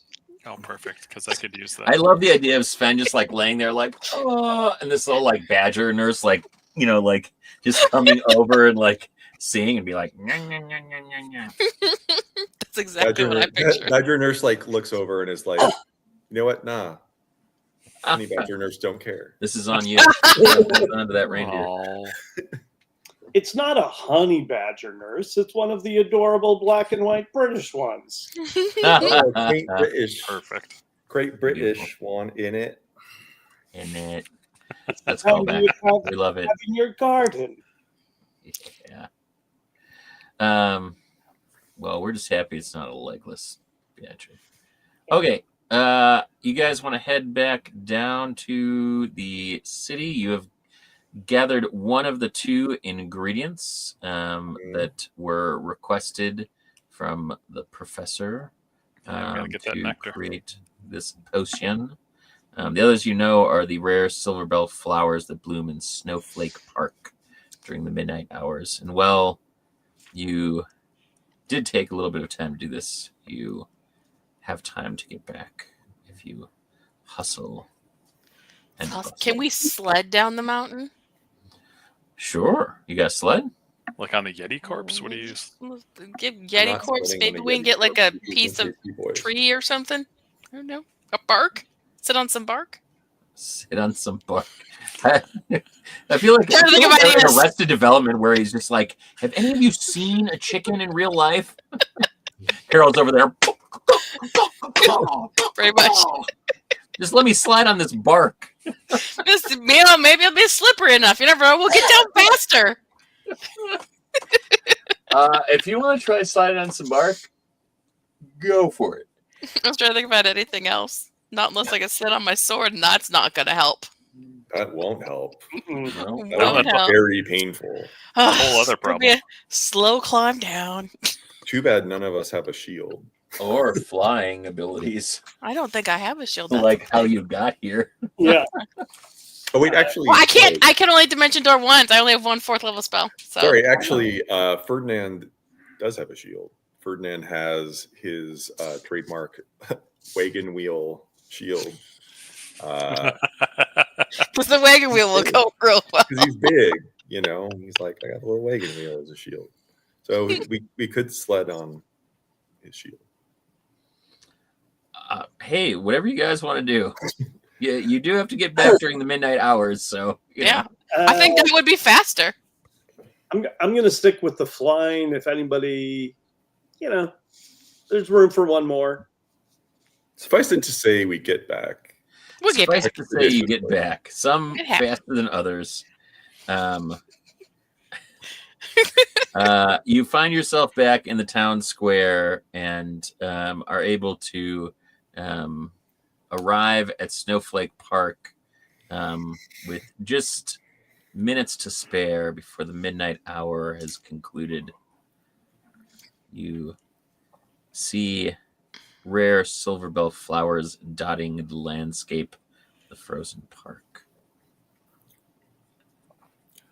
So Ferdinand's going to remember, like, all right, she said, be careful when we harvest this. So I think Ferdinand is going to use his intrinsic affinity for flowers and also his proficiency with nature to try to, like, harvest these correctly. Okay. Can you make me a wisdom saving throw, Ferdinand? Yeah. I can. 13. I was like, oh, 13 plus 0. No. Womp womp. 13. It's pretty good. You walk over there, confident as all get out, and everybody else is just kind of watching.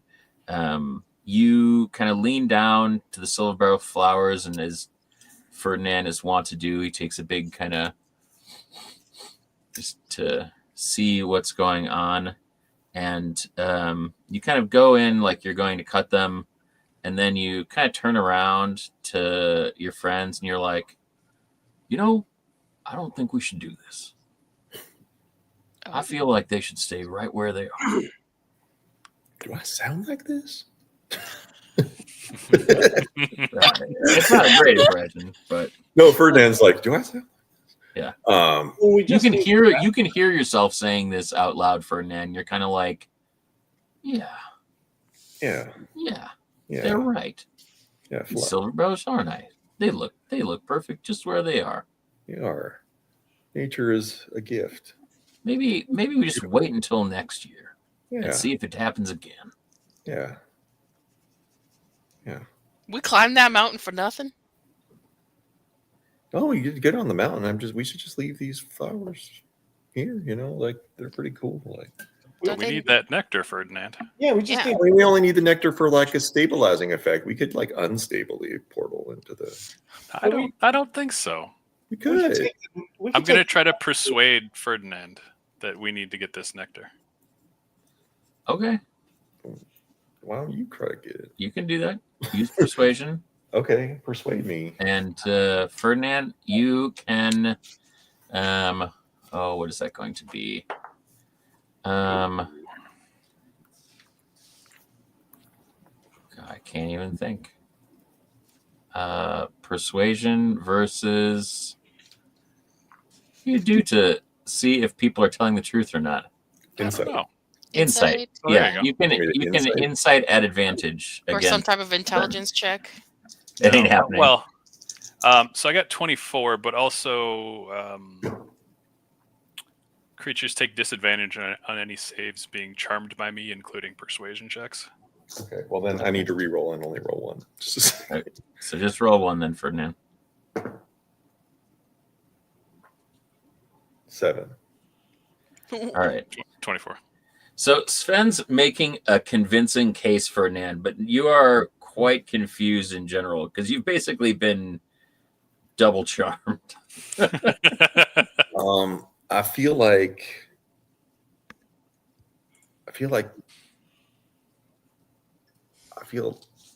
torn.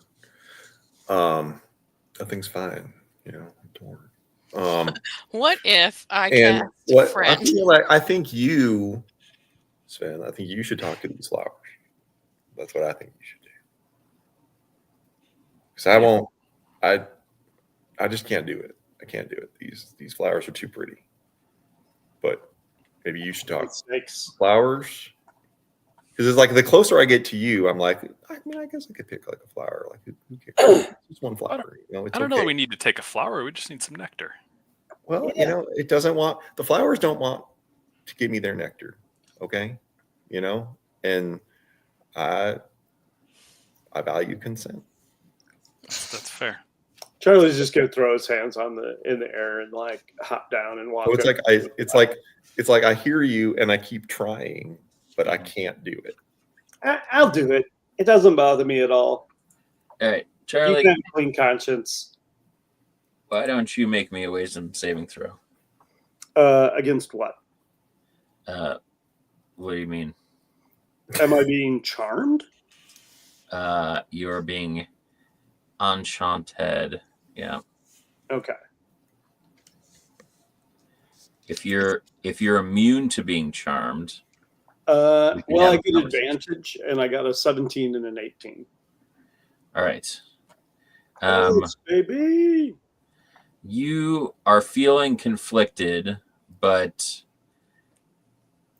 you're not stopping necessarily, but you are thinking, is this right? Maybe we could be a little unstable. No, we should just take it.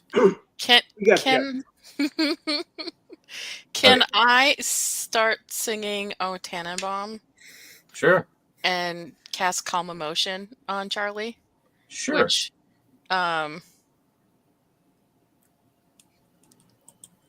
charisma saving throw. So, Charlie, roll me charisma plus your modifier, or 20 plus your charisma modifier. I critted, so you won. Oh, well, it was only just gonna make it so you weren't being as charmed, so it's fine. Oh, you bad critted though, or did you good crit? He good critted, which means he succeeded, so it didn't. It's only when he fails that I'd be able to suppress. Gotcha. The ability for him to be charmed. So Sven, you're still kind of like, what the shit is going on with these guys? Yeah. All right. Well, I'll talk to the flowers. I don't know that they're going to respond, but I'll say, "Hey, flowers, we just need some nectar. Is it cool if we just take a little bit?" Are you immune to being charmed? No. Are you? All right. Well, then also roll me a wisdom saving throw. I'm already harvesting, right? Yeah, you're harvesting, but Sven's like, I don't understand why these guys are not just doing this.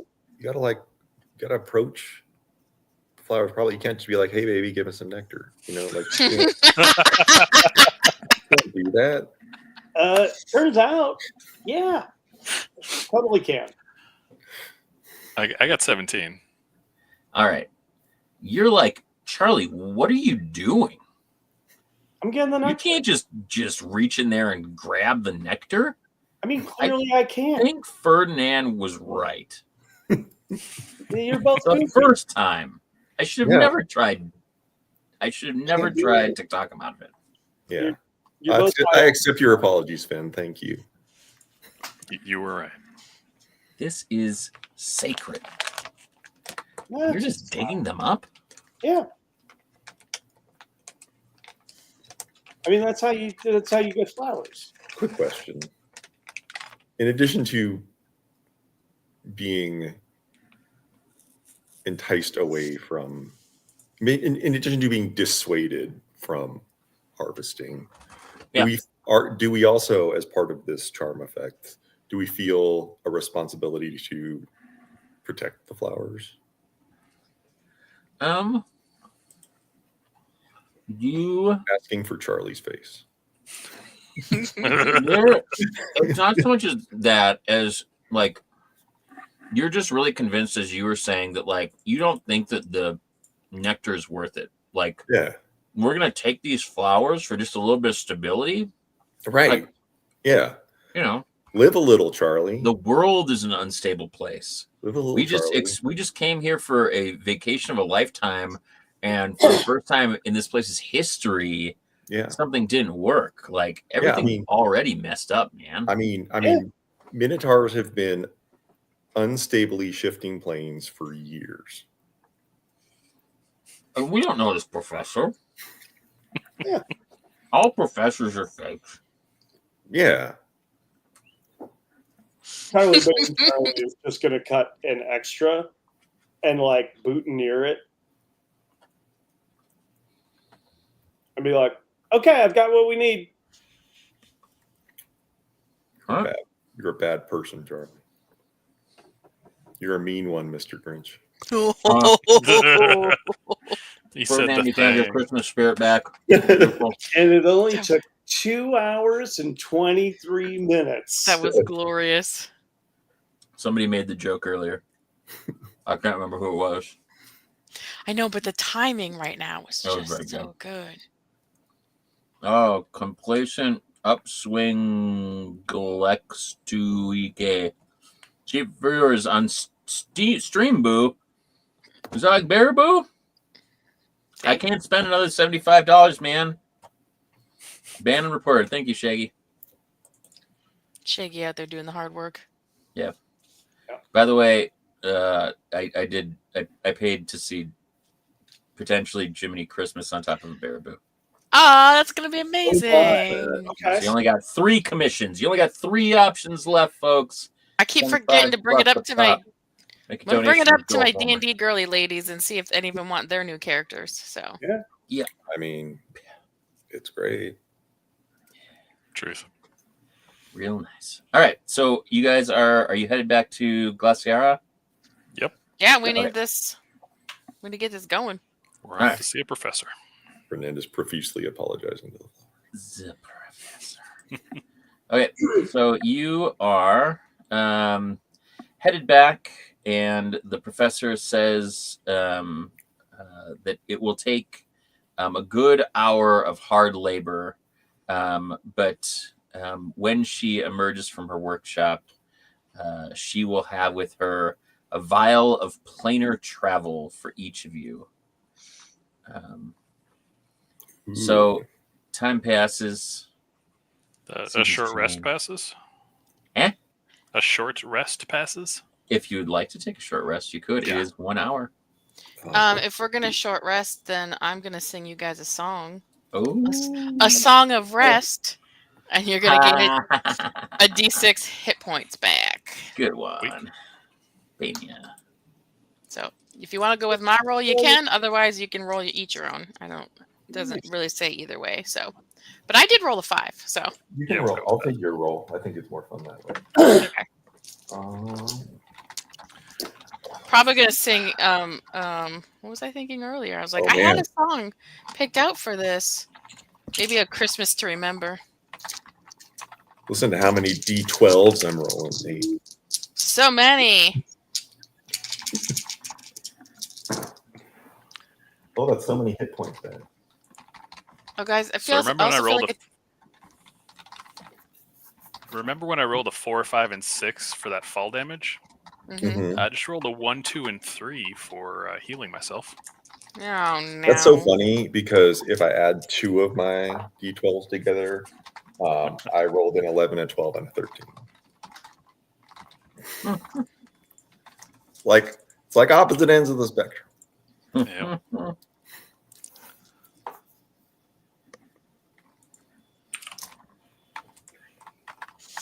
No, guys, I just realized I'm a really bad bard. I have 4 bardic inspiration dice and I didn't use it. It's all right. We still got a half I hour. assumed that you used them when we were in town. Oh boy. I have played several bards, and Just I have forget. never used bardic inspiration because I always forget I have it. Always forget. I forget. I'm like, oh yeah. I reminded myself halfway through the fight, and I was like, "Give Ferdinand a bardic inspiration on your next turn." No, forgot. No. Yeah. No. Well, and I can give guidance freely, but I remembered that at the beginning of the game when it did not matter. That's how it goes. Yep, Beautiful. that's okay. All right. So the professor does her work and emerges, Professor Frostburn, and explains to you that these vials will teleport you to the plane of Christmas for 8 hours. But you are aware, as I said, you can only use the properties of such vial once a year.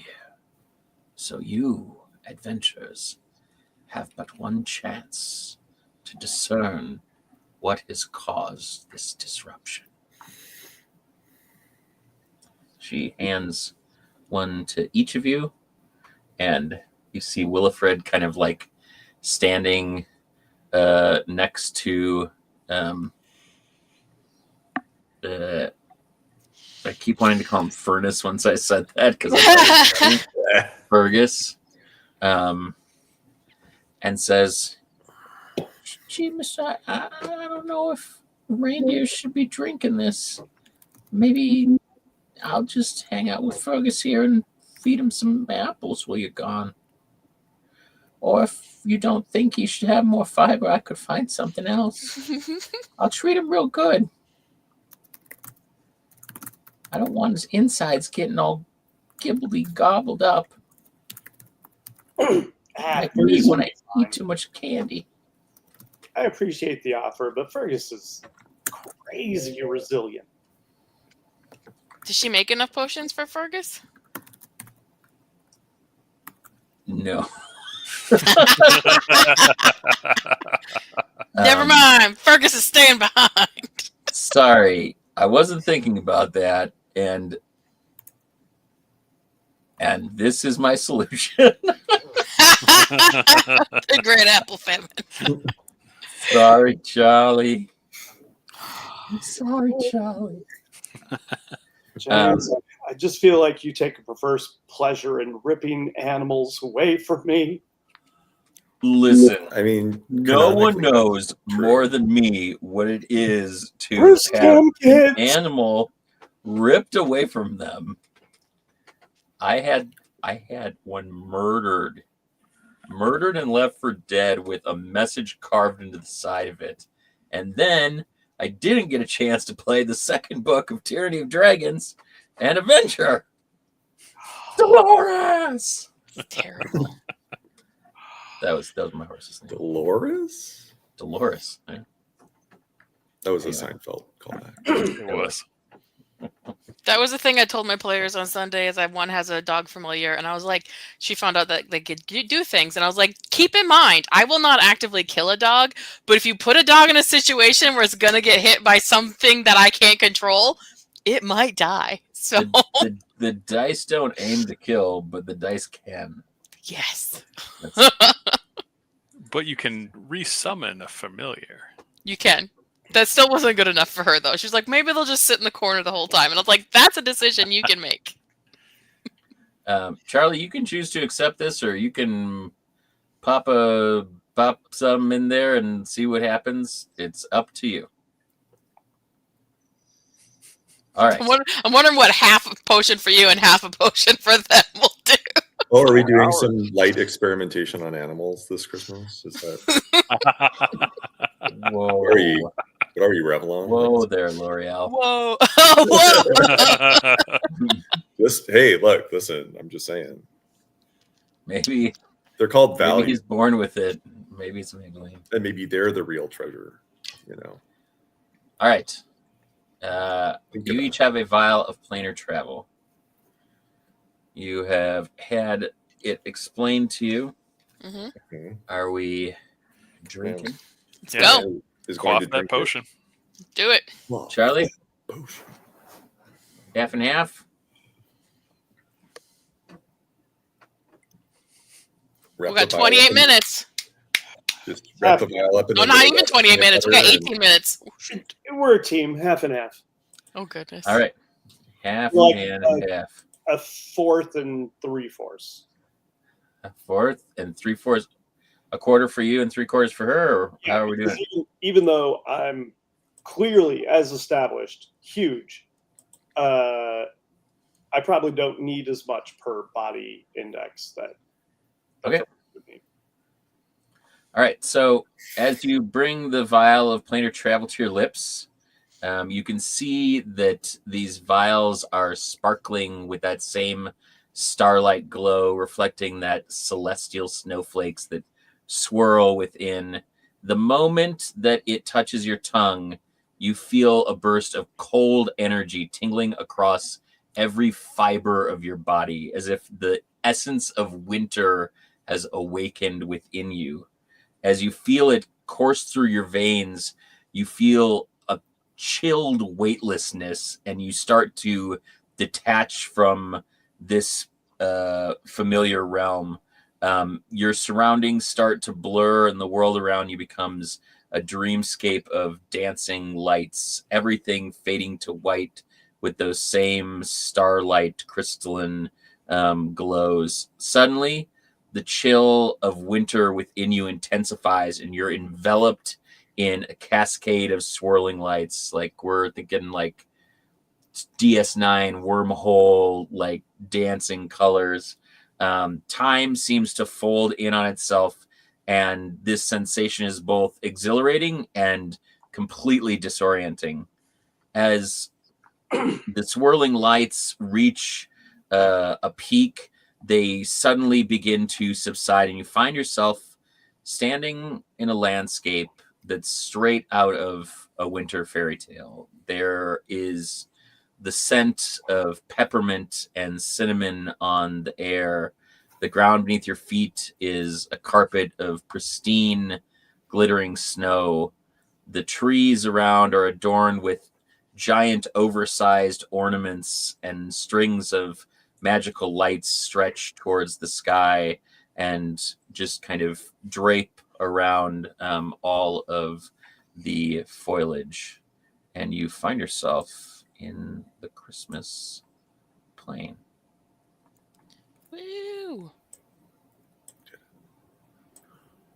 What would you like to do? Oh. Wow. Well, we made it. It's beginning to look a lot like Christmas.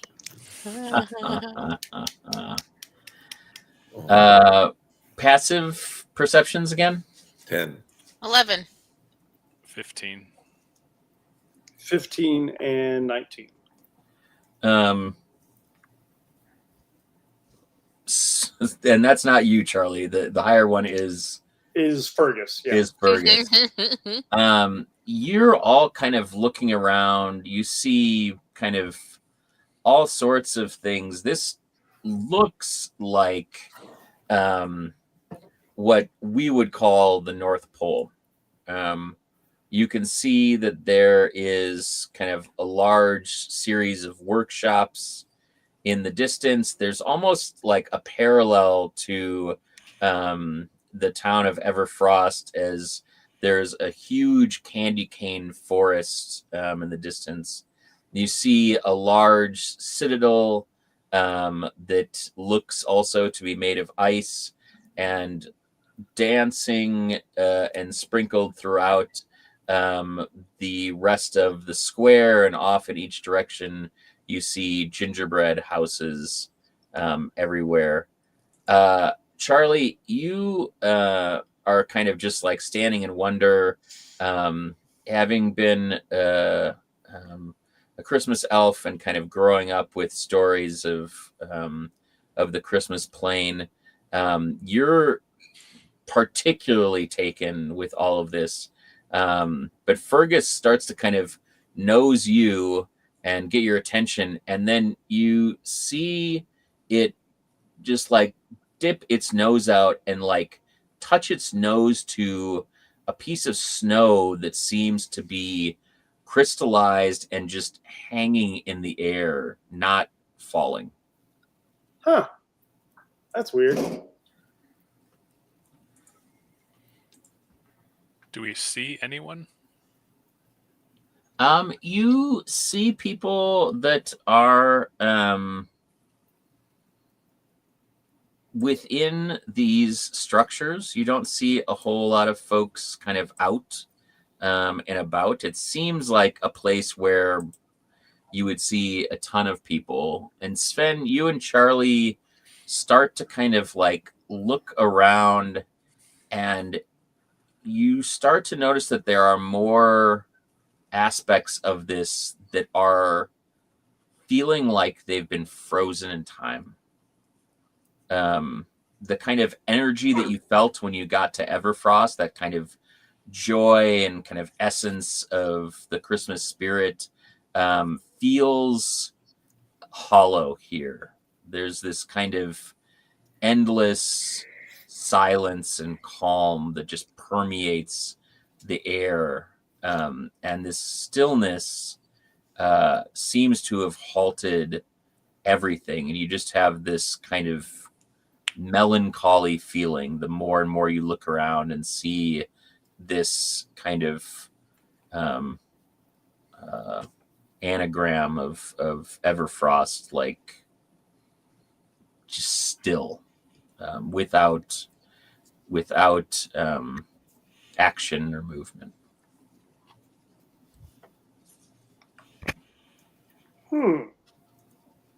Well, do you think we should go find the big man? I think that's a solid. Probably go to the source, yeah. Yeah. All right. Yeah. The more that you look around, you see more signs of this. The sky above, which is, Charlie, you've heard tales of the kind of northern lights and usually these kind of colors that are just dancing and making this so magical is just a kind of huge tapestry of frozen colors, not moving or undulating at all. Just this kind of perpetual twilight and kind of muted glow. They are frozen in these kind of intricate patterns, but there's a static, stagnant feel to them, and just kind of hangs. The landscape, which you at first felt was so pristine and you can see all these signs of life, are just kind of caught in this kind of stop motion of kind of perpetual arrested motion. There's more snowflakes that have been falling, but you can literally kind of move them out of the way as you're coming through, and they like stick to you, but they don't fall. They're like frozen. There's ice sculptures just like there were in Everfrost, but whereas those felt joyful and glittering, these look like kind of merriment that have just been like paused. And you want to make your way to, are you thinking about the Citadel, or are you thinking about the workshop? Where do you want to investigate? And Ferdinand, Carol, do you have anything to add? I think if you're trying to find the big man, the workshop might be the most logical place. Yeah. Yeah, I agree. Okay. I am going to try to grab one of the frozen snowflakes and see if I can like frisbee throw it. Yeah, it's large, but not as small as it would be in others' hands when you kind of pick it up. And you kind of like push it, you kind of like throw it away, and it just kind of like slows and then like stops and hangs after a little bit. It's like when you shoot something into a kind of gelatinous structure. It's just this kind of like this exponential slowdown. Yeah. When you get to the workshop, what you imagine will be a kind of lively hub of activity. There's the same stillness and silence that hangs. There are toys that are mid-motion, like caught in the kind of act of being crafted, gifts that are left incomplete. The air is thick with this kind of magic that has kind of frozen everything. And the shelves are lined with kind of aspects of half-finished presents, these kind of pieces that are, kind of in motion, but not kind of reaching their final destination. Do you guys think I would really screw things up royally if I cast Dispel Magic? Because it'll either ruin the magic that's in the village, or it might stop whatever magic that's kind of frozen everything. I mean, I think you should. I think we can try whatever we like, but also like, and I mean this respectfully, like, how much magic do you think you can dispel? Right. I mean, I can choose a magical effect. So if I feel like this is like a freezing kind of thing, like maybe I can. I am not an expert. I'm just asking the questions. I'm also not completely sure myself, because doesn't really say how far. I mean, it's 120 feet, so maybe just whatever's in the building. I'm not saying don't try. I'm not saying anything, but like, let's temper our expectations. Would it dispel the potion that got us here? A potion isn't going to be a cast spell, so it shouldn't. Yeah, because it's either a creature, an object, or a magical effect within range. Right, and it says you choose. I would think we'd want to find the focus of this magic. Yeah. The origin of it. Well, that's a good idea. Get a little specific. Yeah. Yeah. So if we can find it, we can maybe do that. Maybe we can unfreeze everything. Does this look to Ferdinand like the workshop he worked at several Christmases ago? Say it one more time. So does this workshop look to Ferdinand like the workshop he worked at several Christmases ago? Very similar. You could guess that this might be kind of a parallel plane. It may not be the exact same one, but it's certainly, in the spirit of the same. He's pretty stoked. Yeah. Let's go. I had fun building toys. It was great. You, as you are looking around, I guess Sven, while Carol and Ferdinand are chatting, why don't you make me a perception check?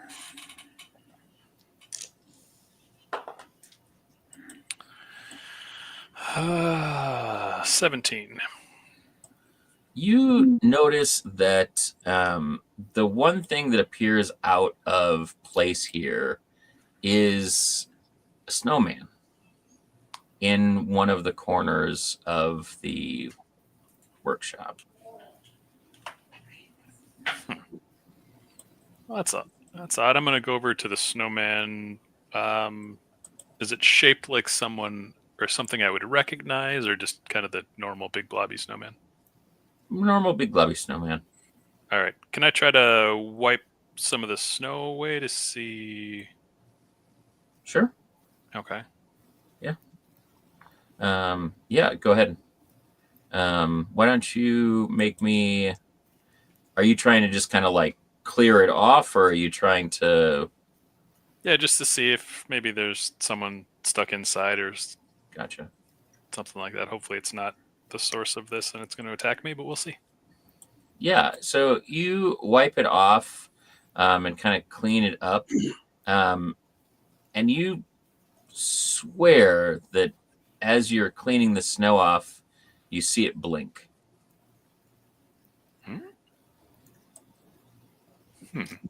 Can I cast? Well, hold on. Wait a minute.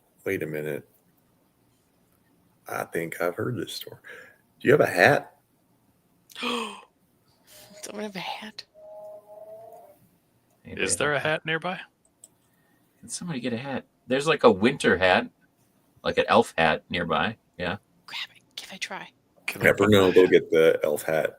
And then does it have like a carrot for its nose already, or just... Oh yeah. Yep. Okay. Yeah, it has all the kind of normal trappings. Got the coal and the eyes and the carrot, but other than that, it doesn't have. Yeah, he'll get a hat and he'll see if he can find like a scarf. Okay. So when you put the hat on, Ferdinand, you see it blink twice. Hey, I see you in there. Let's get you a little scarf, buddy. Charlie, you see a scarf that Fergus has picked up with its antlers. You bring it over and you put it around, and the snowman kind of shudders and comes to life and says, "So cold." Well, yeah, you're made of snow. That's racist. Can't believe it took us 3.5 hours to get to that's racist. Is there a heating source nearby, or do we need Sven to start a fire? Feel like maybe hold off on the fire. Yeah. He's got bonfires. Do you want us to summon a fire? War. All right, I'll cast Create Bonfire kind of in the middle of the floor here, I guess. Okay. It starts to warm up, and he's shaking, and he kind of like starts to, do this with his little stick arms, and says, "Evil elf." Where? Evil elf. That's just Charlie. Because I stated the obvious? That seems excessive. Not you. Where? Shouldn't say. Well, I mean, You should. it'll save us a lot of time if you do. And I won't tell the evil elf that you said. Deep in the candy cane forest, an evil elf. And you see, as he says candy cane forest, the pieces of coal making up his mouth start to kind of melt and dribble out one at a time. No. And even as he starts to move himself away from the fire, you see him start to melt away until he is nothing more than a pile of water on the floor. Oh, Well, you did it now, Sven. And that's where we'll stop. Then what'd you do? Adventure. Knew there was going to be a cliffhanger. If you liked what you saw, make a donation, share, tell all your friends about it. We're going to be streaming all weekend long. We're going to be continuing this Christmas adventure at a point we can all make sure to attend. We will find glorious conclusion before the holiday season. So hang around all weekend. Next up, Spook Troop, Your King Ginger, and Creepy Colony will be talking about their 31-31, where they each watch 31 different Halloween films during the spooky season. It's Spook Troop coming up next, and then after that, at midnight, Ferdinand and his magical menagerie will be taking to the Seven Seas for some Sea of Thieves in the morning at 8 a.m. We'll probably play some more Jackbox or, whatever people are around for. Some pre-coffee dog-tired joke boat is what the doctor ordered. Yeah. So hang out. Should be great. Spike, Shaggy, everybody else who's been in the chat. So good to see you. Roberto, if you're still there, thanks for being great. Thank you to Joel, to Cassandra, to Worrier, to Nate, and most of all, to Christmas. All right. We'll see you later on the flippity flop. Donate to that thing over there. Bye. Bye.